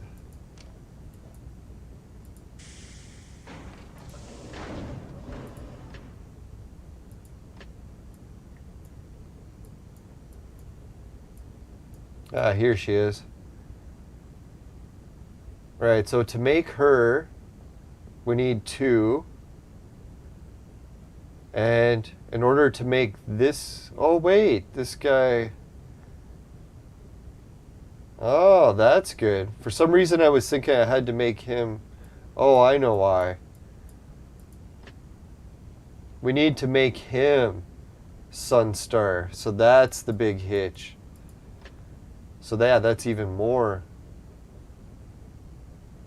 So we need 1, 2, 3, 4, 5. So we need 5 purple Sun Stars. Holy shit. Is that a lot or what?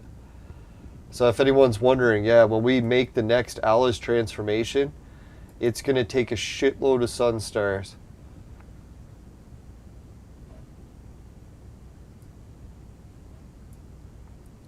Arguably what I could do is just use the Alice I have already and then wait to finish making her and then just make these ones right away.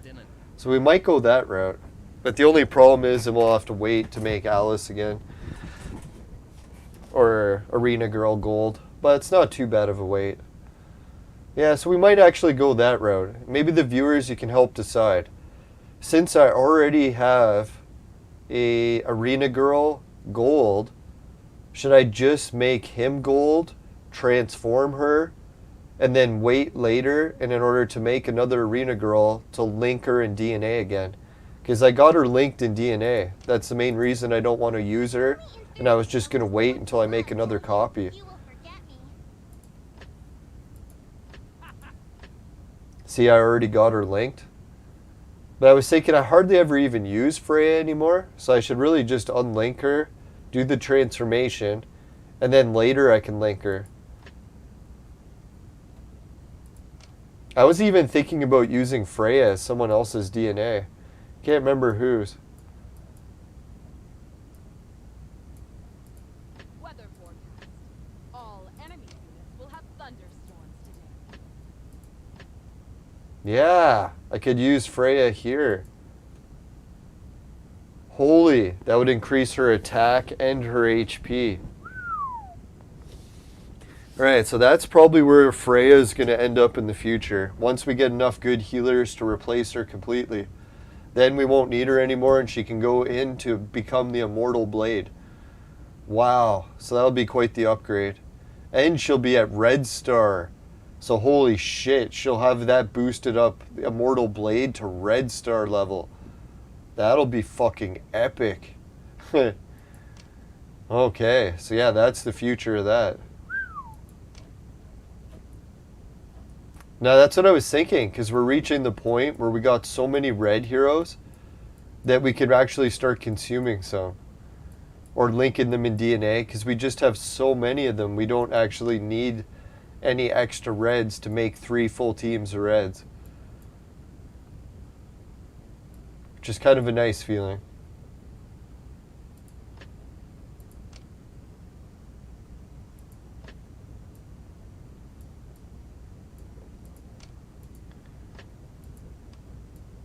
Yeah, so if anyone's got any more questions or any comments what they'd like to see me do next. The OnlyFans page, no, it's not coming yet. No, I do have the page already, but there's no content. So, it's weird I have followers already and I don't even have content. Now, you never know with OnlyFans, right? It doesn't always have to be porn stuff. It can be regular pictures, too. So maybe I'll start a regular OnlyFans.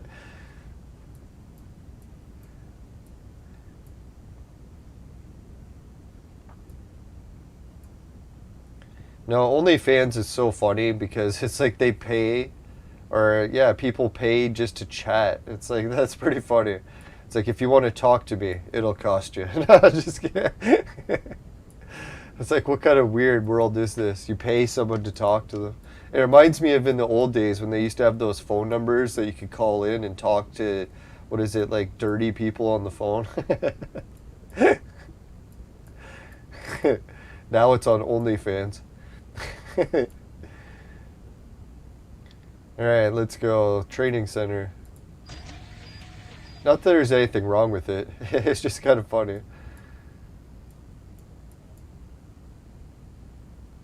I grew up watching the Brady Bunch. No, I'm just kidding. Not that old.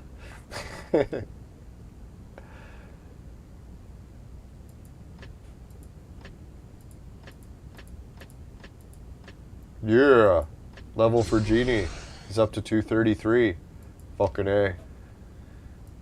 Now, if anyone's wondering, I was checking train travel prices to go up north. And yeah, I can't find any trains really. I don't know if the service has been cut back. There is like the Polar Bear Express. I heard that they were doing a few test runs from, what is it, Toronto to North Bay at least on the train. But I can't even find tickets for those. Oh yeah, and they got the whole surgical mask thing on the train, so I was like, oh god. I would wear the surgical mask, but for me, I have a giant head, like the elongated skull. So when I try to wear those masks, they don't come in anywhere close to fitting. It's like they have to bend my ears to touch my cheeks in order to fit. So yeah, it's not a good thing. So I don't know, it's like they don't realize some people have different sized heads. Not everyone can wear masks. At least the surgical ones. The neck scarves I can wear no problem because I can just buy them bigger. I don't think they make larger size surgical masks, or I could be wrong about that. Should try to find them. Yeah, because most places when they offer you a surgical mask, it's just the normal size head people, right? They don't give you like optional sizes. It's supposed to be one size fits all, even though it doesn't. Not even close.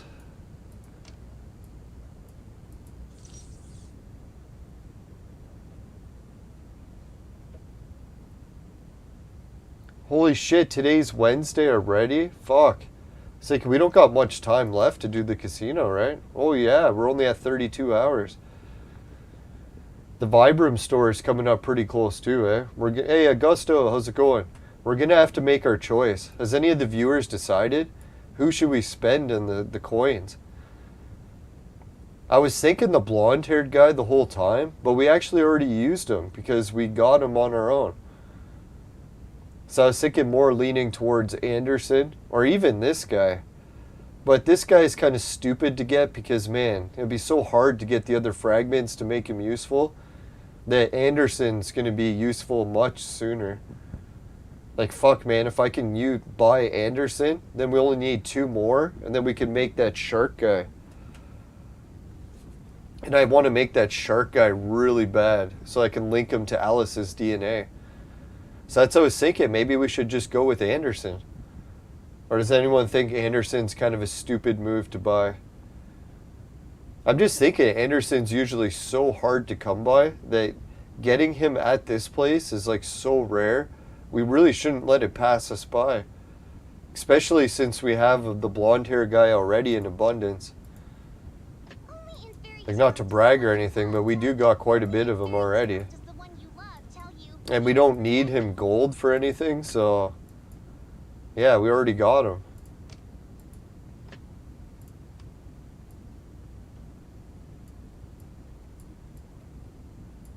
Oh shit, we only got one blonde-haired guy left, but yeah, at least we still got him.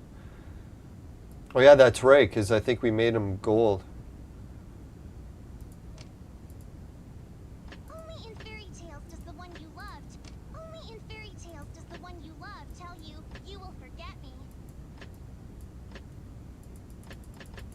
Or maybe we didn't. Oh yeah, I think we consumed them for other recipes. That's what it was. Yeah, so we're getting close to the point where we get to pick another red hero.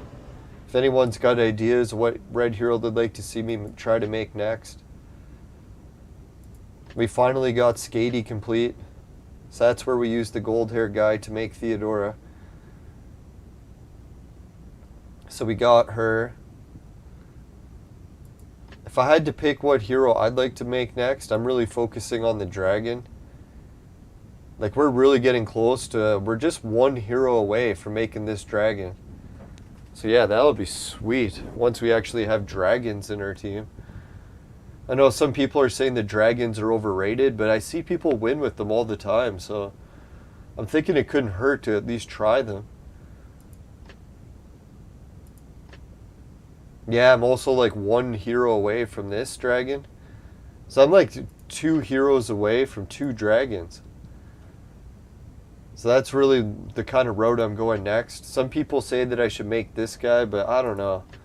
I'd much rather use Anderson to make the shark guy. Because if I can make shark guy, whew, that'd be sweet.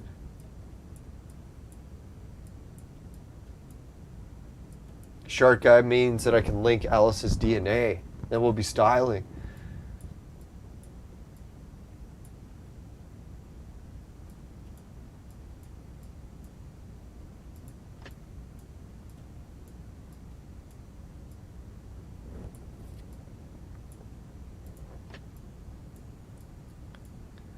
Yeah, it's hard to pick what other heroes I want to make next.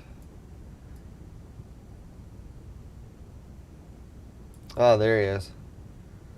So yeah, so we got the Omni OG, we got that guy. So yeah, we got all the ingredients to make Anderson, except for the Anderson frags. So as soon as we can pull off enough, buy 1 Anderson, we'll be 2 Anderson frags away. I think that's the road I'm probably going to go.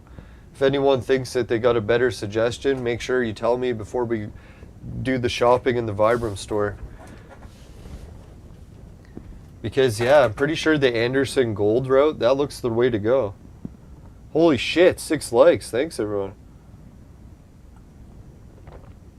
Yeah, and if any of the viewers, if you could put it in the chat later, or if you're watching it later or now live, what you think about the idea of doing a video game travel show. Actually, like traveling around the biggest city in Canada, Toronto, finding good deals on video games, seeing what I can find in the local paper ads and stuff.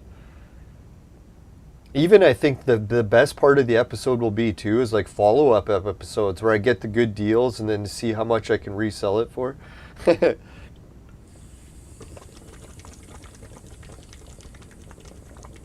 It'd be neat if I could even make enough money to like give it some to charity.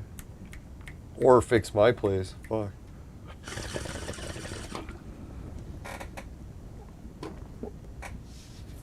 Yeah, that'd be the dream, eh? Fix my place up north, get to the point where my YouTube channel is like raising money for charities. I always like that when I watch videos, channels, and their channels reach that point where they make so much that they're actually like supporting entire charities now.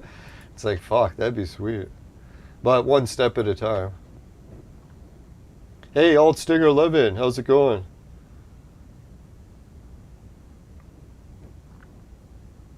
Can you find Mozart in the casino? Let's check that out. Yeah, one of the viewers brings it up that, hey, you could just check Mozart in the casino, so...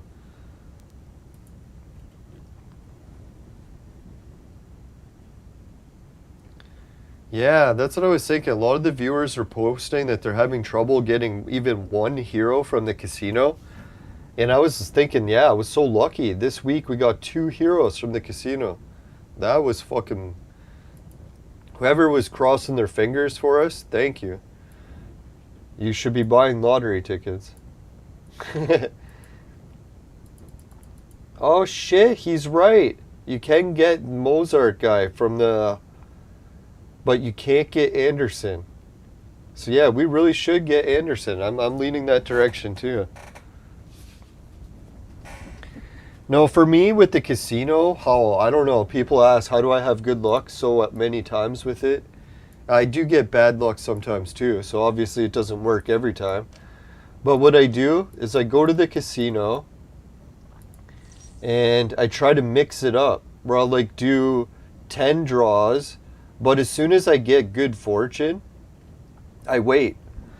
Wait for like a few other people to get good fortune, right? Now, arguably, you can just do all the tokens right away, but I find if you do that, it'll just give you good fortune once per day or whatever, right? So you want to make sure that you're tapping into that good luck once per day. You don't want to just burn all your tokens in one day, because if you do that, then you only had that one day's good luck. I don't know, it seems like the game sort of portions out how much good luck they'll give you each episode or each time you play it. So that's why when I'm doing the casino a lot now, I'll do like 10 tokens until I win like the chip. Then I'll stop.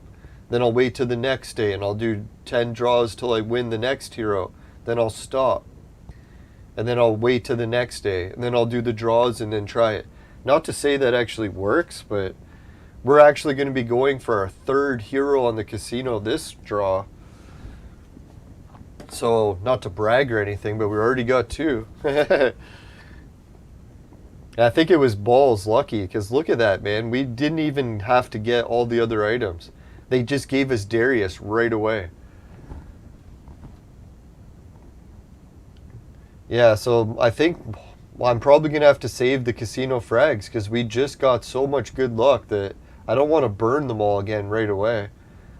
So we'll have to burn some later when we're not recording, but I'll do some more refreshes.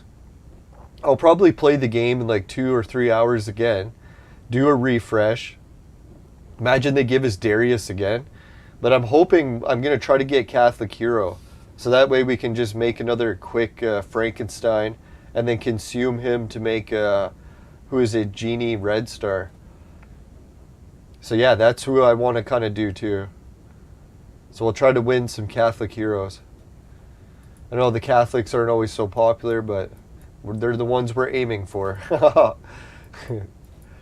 To win, not kill.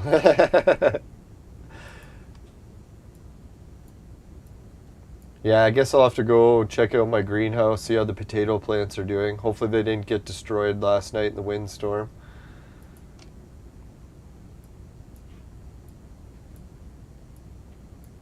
Try to maybe do some more work outside. I don't know how wet it is. Yeah, maybe also do some more work on my gaming shelf. If anyone's wondering, that's the other pictures I wanted to show before we wrap up the show. Yeah, so if anyone likes the idea of the Intellivision road trip, fuck. Did I close all the images? Yeah, I did. So there's that one. That one. And we're going to try to pick these up in Toronto from some very interesting characters. So hopefully we'll get an interview with them as well. We'll see what kind of deals I got this time. I did negotiate the price a lot better with these people, hopefully. So not that I get home and the consoles don't work, but apparently both consoles work. Should be able to start reselling them. It'll be quite the adventure. So we'll go to the big city, get deals on the electronics, bring it back to my city, try to resell it to people here. And yeah, here's a list of the games.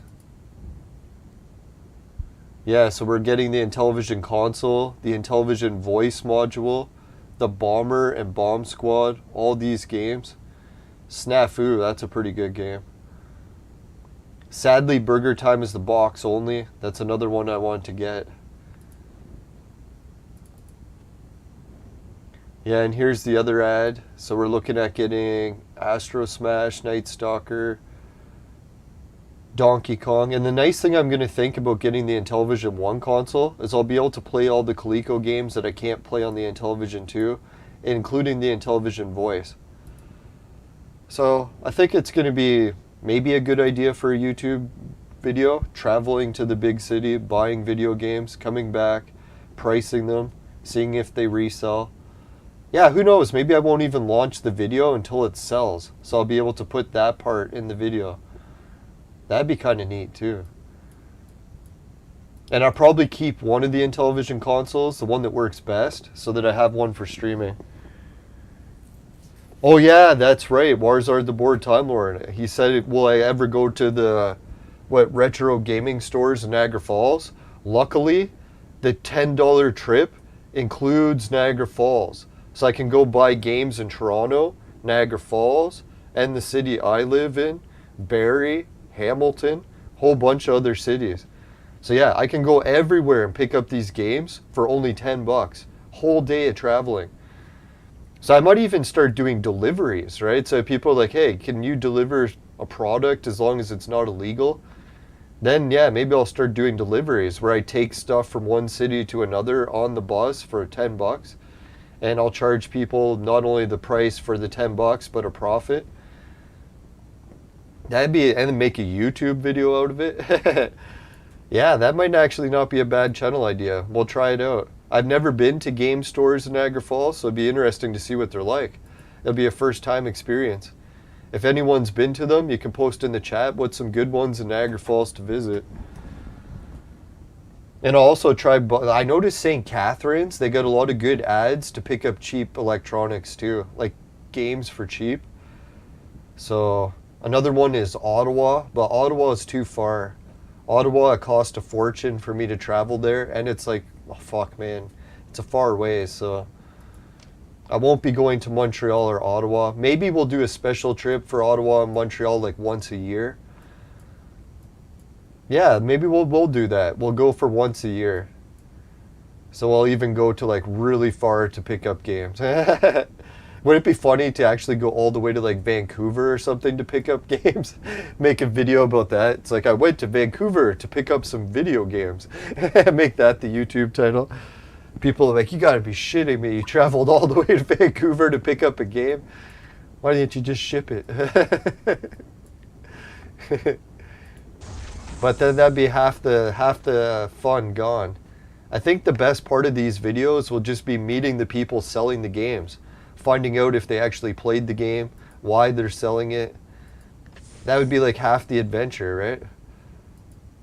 I don't know if it's a bad idea or a good idea for a video game travel show, but if anyone thinks it's kind of neat, you can put it in the chat. Because if I get some positive feedback for it, maybe I'll soak more time into those videos too. I'm really looking to experiment with a couple different types of video game content, so I think video game travel, buying up stuff just from local people and papers, that's not a bad idea for a show. Unless people hate being on film for it, which probably will be most of the cases. Most people probably don't want to be filmed while they're selling shit on the newspaper. So we'll see how it goes. There's definitely a few roadblocks we'll encounter. But what journey that's difficult is, or what good journey isn't a little difficult? Speaking of, I wonder what the next event is. Can you imagine we get chess back? Oh, that'd be sweet. It's a shame that Abyss just came, because I wanted to play it really bad. It just was busy that week. We'll probably see monster hunting next, if I had to guess. It's weird how Fireplace is still in the list. It makes him wonder, can the Fireplace actually come back? That'd be crazy if the Fireplace is like a recurring event. Oh yeah, and that's the other thing. Did anyone notice what happened with Clone Evolution this year that didn't happen last year? I could be wrong. Someone correct me in the chat if I'm wrong. St. Patrick's Day. It came and went, but we never had an event for it. Did anyone notice that? Normally every St. Patrick's Day we get some sort of St. Patrick's Day event. I even saved the items from previous years. So I think I've actually taken part in a St. Patrick's event twice already. So I was thinking this year should have been the third one. So I don't know, does anyone know? Maybe St. Patrick event is the next one coming. They're just late, right?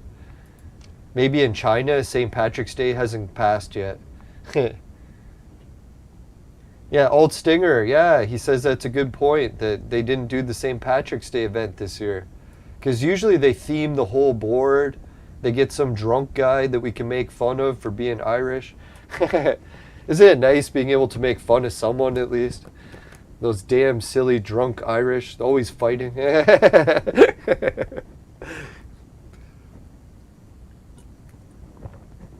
Yeah, the Irish people are good people. They got thick enough skin, at least you can make fun of them. We're allowed to on YouTube. At least I hope. Yeah, Warzard the Board Time Lord, he's saying maybe they skipped it this year. I was thinking this year they were kind of late for one of the other events, so maybe it's just like a week late. Which is very cheesy because St. Patrick's Day would already be over, but I don't mind if it's a week late. Yeah, they had one job and they fucked it up. Keep the events on schedule. If anyone's played Entropia, they do that all the time. They'll have like the Halloween event in like January. It's crazy how late they are sometimes. So yeah, maybe they're just late for the event or they skipped it altogether. You know, if I had to guess what happened, is they made this stuff for the St. Patrick's Day event, and then when they went to do the update, something went wrong. So they're like, fuck, they had to wipe it back and then fix the update, and then that took an extra week. So that's why they're a week behind. If I had to guess, that's probably what happened. Because that's usually the excuse in Entropia, or maybe it's actually what's happening. Something like in the patch that they released, they're like, oh fuck, when they were testing the patch, they realized that there was a problem. So then they had to cancel the patch and delay it for another week. So that could be it. Yeah, so let's hope, keep our fingers crossed for good luck at the Irish, and we'll see the Irish event back next week. All right, so anyways, let's do the Patreon. Or no, let's do the sponsor. Today's missing St. Patrick's Day event was brought to you by Crack.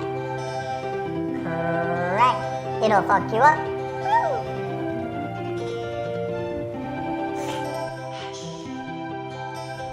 All right, we won't forget baby voice today. We did that by accident yesterday.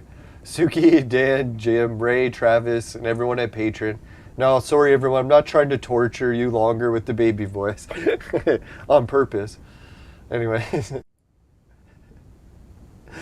Alright, so Society 6, finishing quick, my specialty, t-shirts, bed sheets, both popular with the ladies.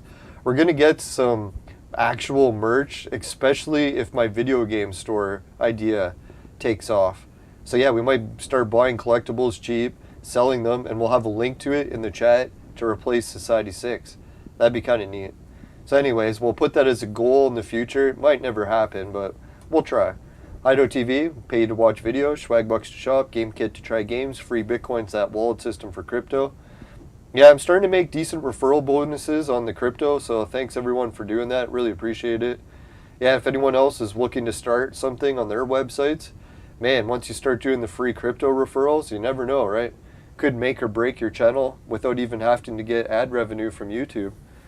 So anyways, yeah, if you want to try it out, or if you're just a regular viewer and you want to watch it, or collect a free Bitcoin, it is a little bit slow, but they offer gambling options. Just make sure you follow all the regional laws. Alright, anyways, virtual made sex machine for adults, men only, perfect for lockdowns. Ladies need a sex machine. They know who to call. Anyways, $10 off, 150 or more with the coupon code LYNBS. That's LYNBS, and it is a real code. Some people hate it, others love the virtual mate way too much. Looking in the mirror when I say that. Alright, let's go back to the game. Now, when you're podcasting, you literally are looking in a mirror, so when I'm saying that, I'm not joking.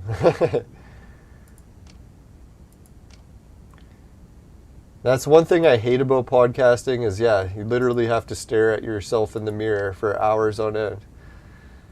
If you're very vain, it's the job for you.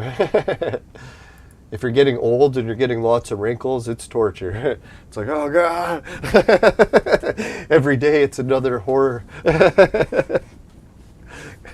The journey of aging. Well, at least I am aging. That's how I look at it. Very fortunate that I am still alive to age. Man.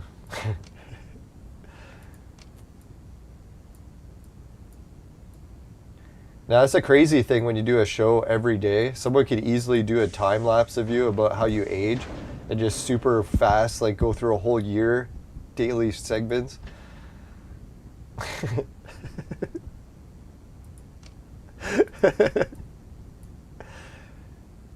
Now, podcasting is probably a lot better when you're younger, so then you don't have to see the aging as much. But it's like when you're in your 20s, you're like, oh, I never age. This is wonderful.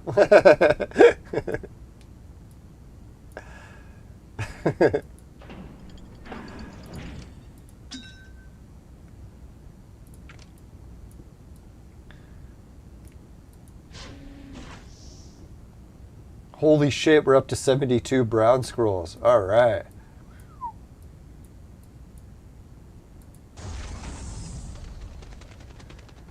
Alright, so I think we just about collected everything. Let's try one more dungeon battle. And we'll try changing something just to see. We can actually make it to the third battle. But as you can see, our third team really sucks balls. Not a good... I was thinking if we could make this an ice team that was powerful. But we're really going to have to get Skady up to 7 before she's powerful enough to help this team. Not to mention if we got both of these to red stars, then this team would probably win, right? But that's a long way away. Now we'll try it now and see how far we get. Sometimes beating the sword guy takes a few tries, so we'll do a couple skips. Watch, I jinxed it bad and we can never beat him again. Oh, there we got him. We'll let Battle 2 play out while we give a shout out to the viewers. Yeah, thanks everyone for staying in today. I know we had some technical issues, but at least whatever it was resolved itself. Fatty Kuka, Mohammed, Azra, Azri, Azar, Steadfast, Rusty Valor, Warzard the Board Time Lord, YouTube, live chat. Oh, me, I'm in the chat today. But yeah, if anyone wants to help out with that link, that's the one for my, what was it again? Entropia partners. Yeah, so Khan's wondering, should he use Suzo or Skady? I say go with Suzo. George says Skady. Well, I say everyone says Skady except for me. No, it really depends on you, but it's a preference thing. Do you want someone who'll be a good attacker right away and be able to revive from the dead? Like, the main reason I love Suzo so much, not only can you use him to attack like crazy, but when he dies, he comes back from the dead once on his own. Once you get him up to 2 red stars. So yeah, that ability is fucking amazing. But arguably, some people have better abilities, who knows. Alright, so yeah, thanks again for that. Acid Carbine, thanks again for the Entropia comments. George Washington, thanks again for tuning in. Oh yeah, and for the good advice for the new players. I know I'm giving out terrible advice, so at least someone's here to correct me. Alright, Naked HD. What would we do without George? Alright, Augusto. Alt Stinger 11. E King. Yeah, E King. He even mentioned it too. What's the deal with the Amico unboxing video? Isn't that fucked? The last video that I made on my Amico playlist, like 3 days ago, was the Amico or the Intellivision unboxing video. Where I was like, you know what? I wish I was opening Amico. I wish I was opening Amico. But instead I'm going to open the Intellivision 2. And I made a video about it. And then what happens? Intellivision, like 3 days later, they make a video about unboxing the Amico. I was like, that's so funny, eh? I think it's just a coincidence because most Intellivision employees don't watch my videos. Well, I shouldn't say that. John's commented a few times. I think Tommy's commented a few times. So yeah, there is a few people from Intellivision watching my video. So I thought it was kind of funny that they did an unboxing video like literally just a few days after mine. The only thing I was thinking is maybe we're just on the same page, right? Weird people think alike. Intellivision's that weird that, yeah, they fucking happen to think just like me. Alright, so now let's give a big round of applause to all the viewers in the chat. I appreciate it. Yeah. Oh yeah, we're packing a punch on this guy.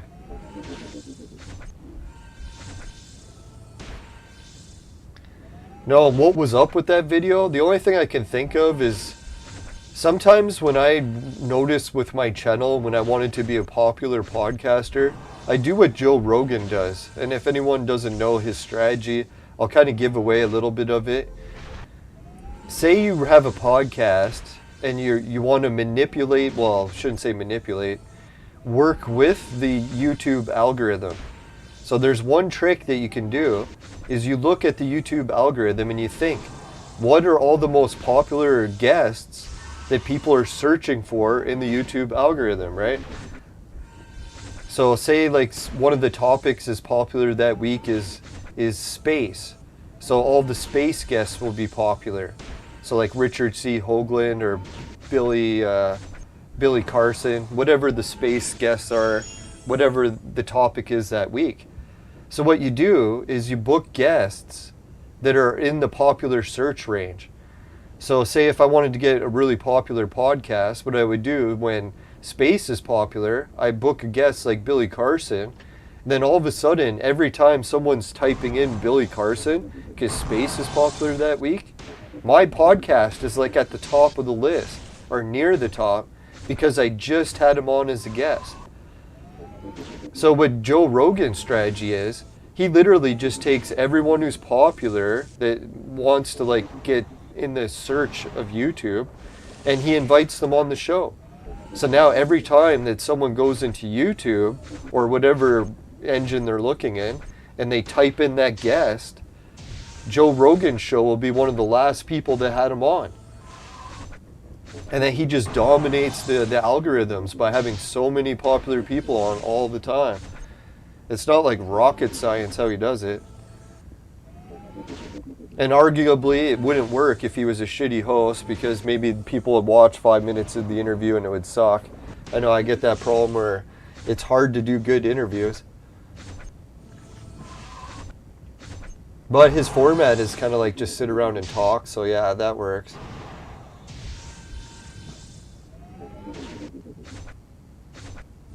Yeah, underrated gamers here. Thanks for tuning in. His question is, how can you stay so patient with your clone scrolls? When I get any scrolls, I can't sleep until I burn them. Yeah, that's what happened when I first started playing the game. I used to never wait for the events and I would just burn the scrolls right away.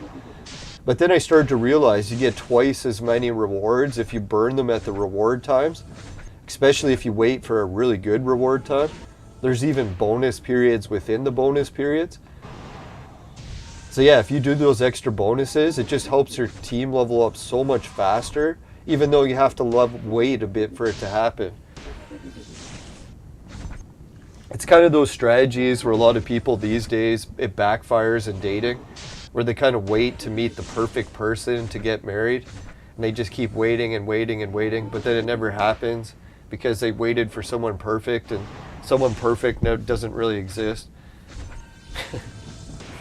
So yeah, you got to be careful when you're waiting so much sometimes. Don't I know?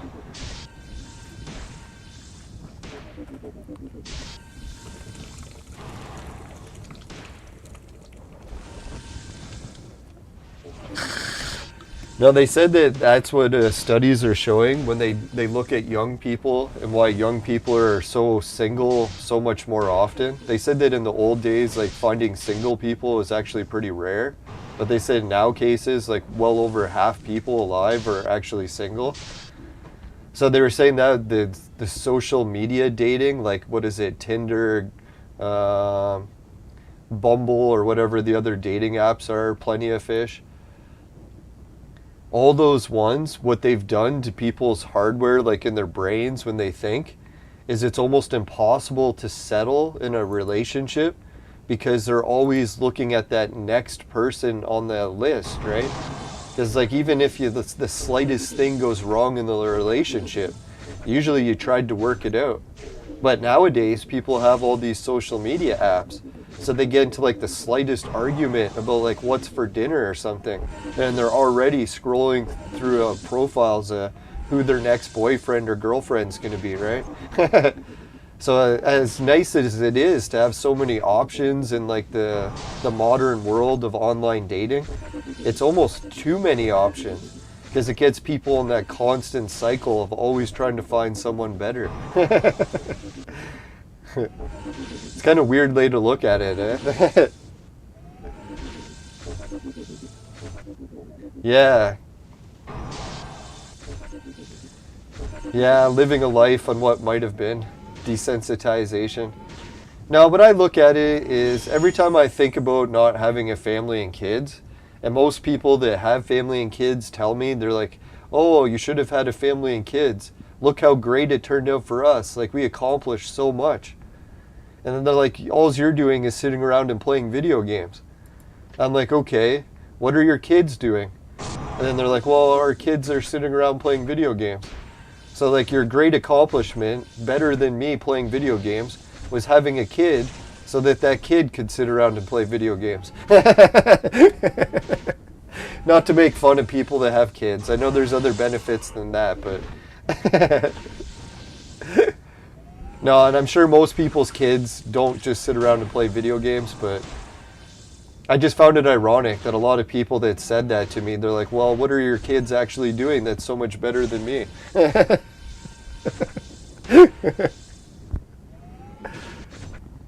Yeah, and who knows? I might be one of those people that's just like a guy that has kids in his late life. I doubt it, but you never know. At least I haven't had anything cut. Well, I shouldn't say anything. Anything in that regard.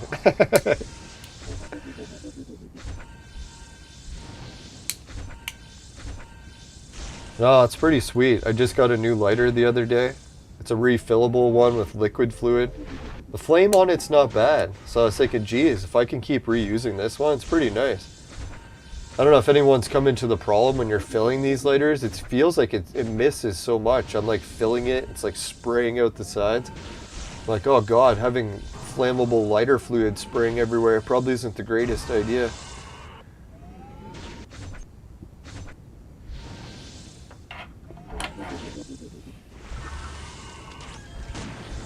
No, and you gotta think too, like a lot of people, they have kids and it doesn't work out too. Like either they'll die young or their kids die young, one or the other. It's always not just a paradise just because you had kids.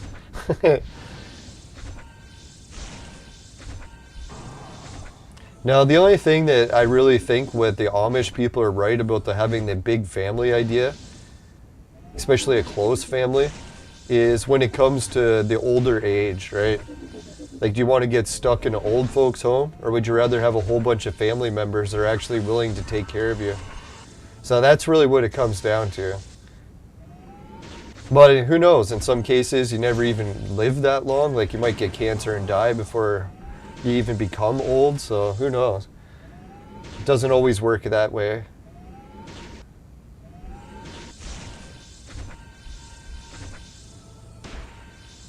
Boom. Oh man, am I ever getting hyped about that road trip though? I might even double mask it just so I feel a bit safer.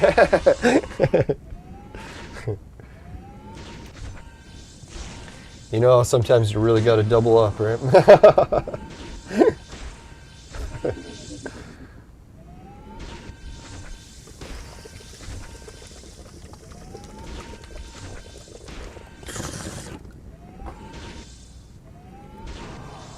Now, I've been watching the bus drivers locally, like, not to make fun of them, but a lot of them don't even wear the masks anymore. So I'm kind of surprised, eh? Like, if the bus driver isn't even wearing the mask, why the fuck am I so worried? Unless the bus driver already had the virus and recovered and has strong antibodies, so that's why he doesn't care. I don't know.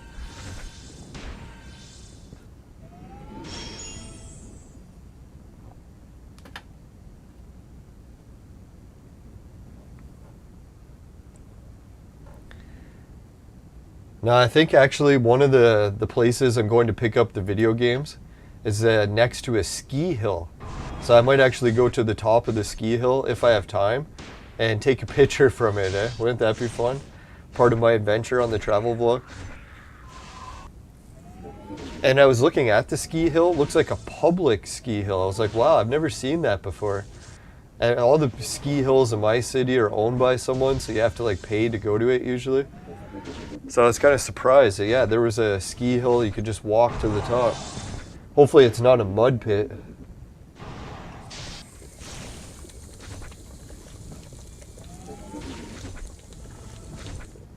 The southern part of my province, like where I live, is like all melting this week, where there's almost no snow left, but shitloads of mud everywhere. And still little bits of ice. Oh, I went to go check one of my sheds in the backyard, and someone said they heard a big crash, so I went to go see what crashed, and a fucking chunk of ice fell off the roof, and it was as big as a smart car. I was like, holy shit, man, luckily that ice didn't fall on me. I was like, shit, that thing probably weighed over 1,000 pounds easy. Solid ice fucking berg.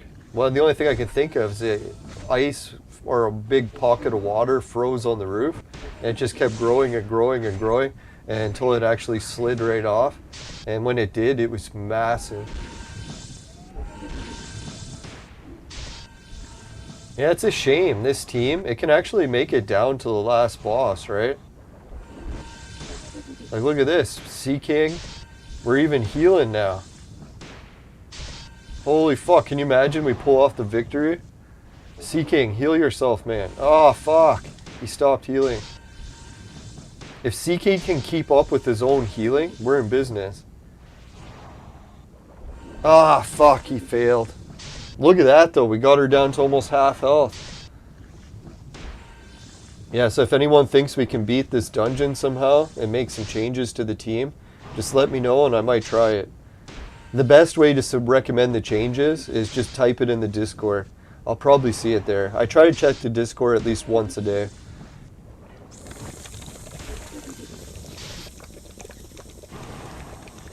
I'm not one of those people that carries a cell phone around everywhere, so if you're wondering why I don't check stuff for long periods of time, it's not because I'm trying to ignore anyone. It's usually just because I'm just not near a device. For me, I like those breaks from technology where I can just leave the house, leave my cell phone at home, and then not be on the internet for at least like 4 or 5 hours a day. Try to break free of the addiction for some point. I don't know how addicted everyone else is to the internet, but they're saying some people are so addicted to their cell phones that they can't even leave home without them. So they're literally like checking the internet every minute, every day. For me, that's a little bit too much. I need to slow it down, or at least don't check my email for 5 hours a day or whatever. Something to detach back into normal life or real life. I know some people get offended by that. Like, yeah, I'll have ex-girlfriends. They're like, oh, why aren't you texting me back? Why aren't you texting me? It's like, trust me, I'm not like cheating on you. I'm just like outside without my phone. It's like I barely have the time for one woman. You think I'd actually have time to cheat with multiple? Who knows? I won't put it out of a realm of possibility, but just kidding. Now, it is really the hardest part with modern life, making time for anything, right? Internet takes up so much time. Yeah, I was thinking of adding an extra ice hero and making her and adding her to the team, but I think more of a waste. Like, really what I should do is make her, then give Frankenstein to her, or her, get them up to reds, and then use her to consume into either of those to make them double red star. That's probably the best plan. Oh yeah, we're supposed to be making this guy too. So sadly we used up our mask guy, but we're only one mask guy away from making another gold mask. So it's not that bad. We just need one more gold mask, or one more purple mask. And then we'll be able to get well on our way back to this. Because we'll have him, we'll have the ingredients for him, and we're just one girl away from making this girl. So yeah, we're really close to having a full ice team that has Beowulf. Beowulf. Some people have told me that I'll prefer Beowulf over Suzo. So that'd be sweet if he actually takes the place of Suzo. I doubt he'll be that good, but we'll see. Alright, so I guess, yeah, we'll wrap up the show there. I think we covered everything else. We're at 2:22. Yeah, we'll finish with my Vaporizer commercial, but before we do that, let's go to the fire screen.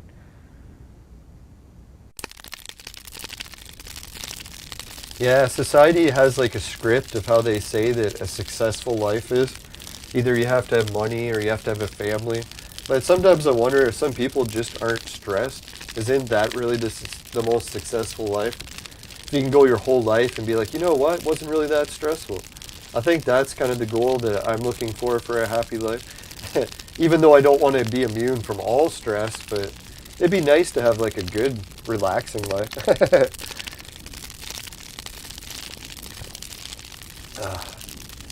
But who knows, maybe stress is really good for you. So if everything's hitting the fan and you have a stressful life, you might be stronger for it in the long run anyway.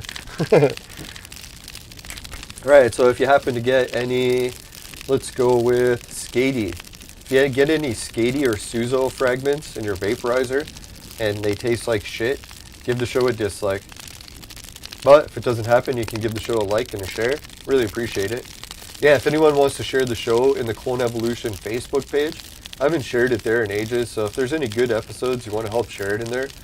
I don't think it'll be a duplicate share because, yeah, just check, make sure no one's ever shared it. I don't think anyone is.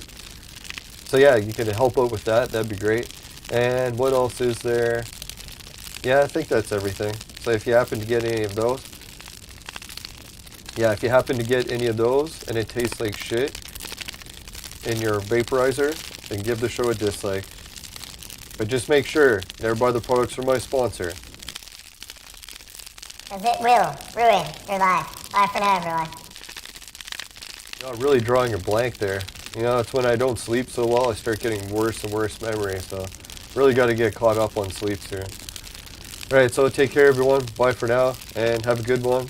And what day of the week? Oh yeah, we're coming into the new Clone Evolution content. So I'll just quickly check, what does it say we're going into? Holy fuck, we're just doing the casino. So next week, or next Thursday, maybe Friday, we'll be doing arena and tavern task. Alright, see you later. Bye for now.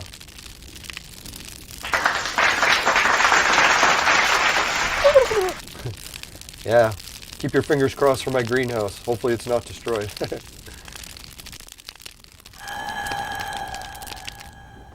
Oh yeah, I'll also play the Vaporizer commercial.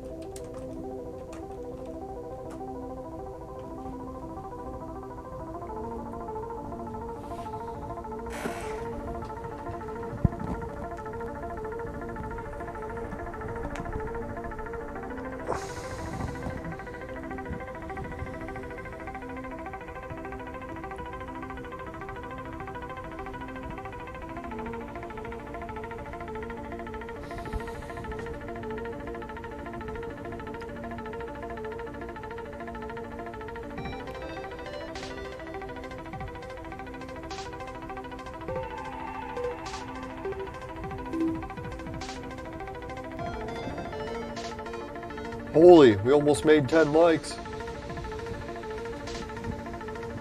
Fuck, I'm gonna have to get some prizes away for these double-digit like giveaways.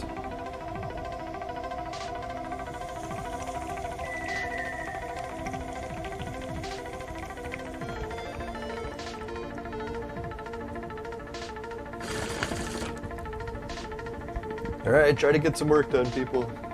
Turn off the internet. Later.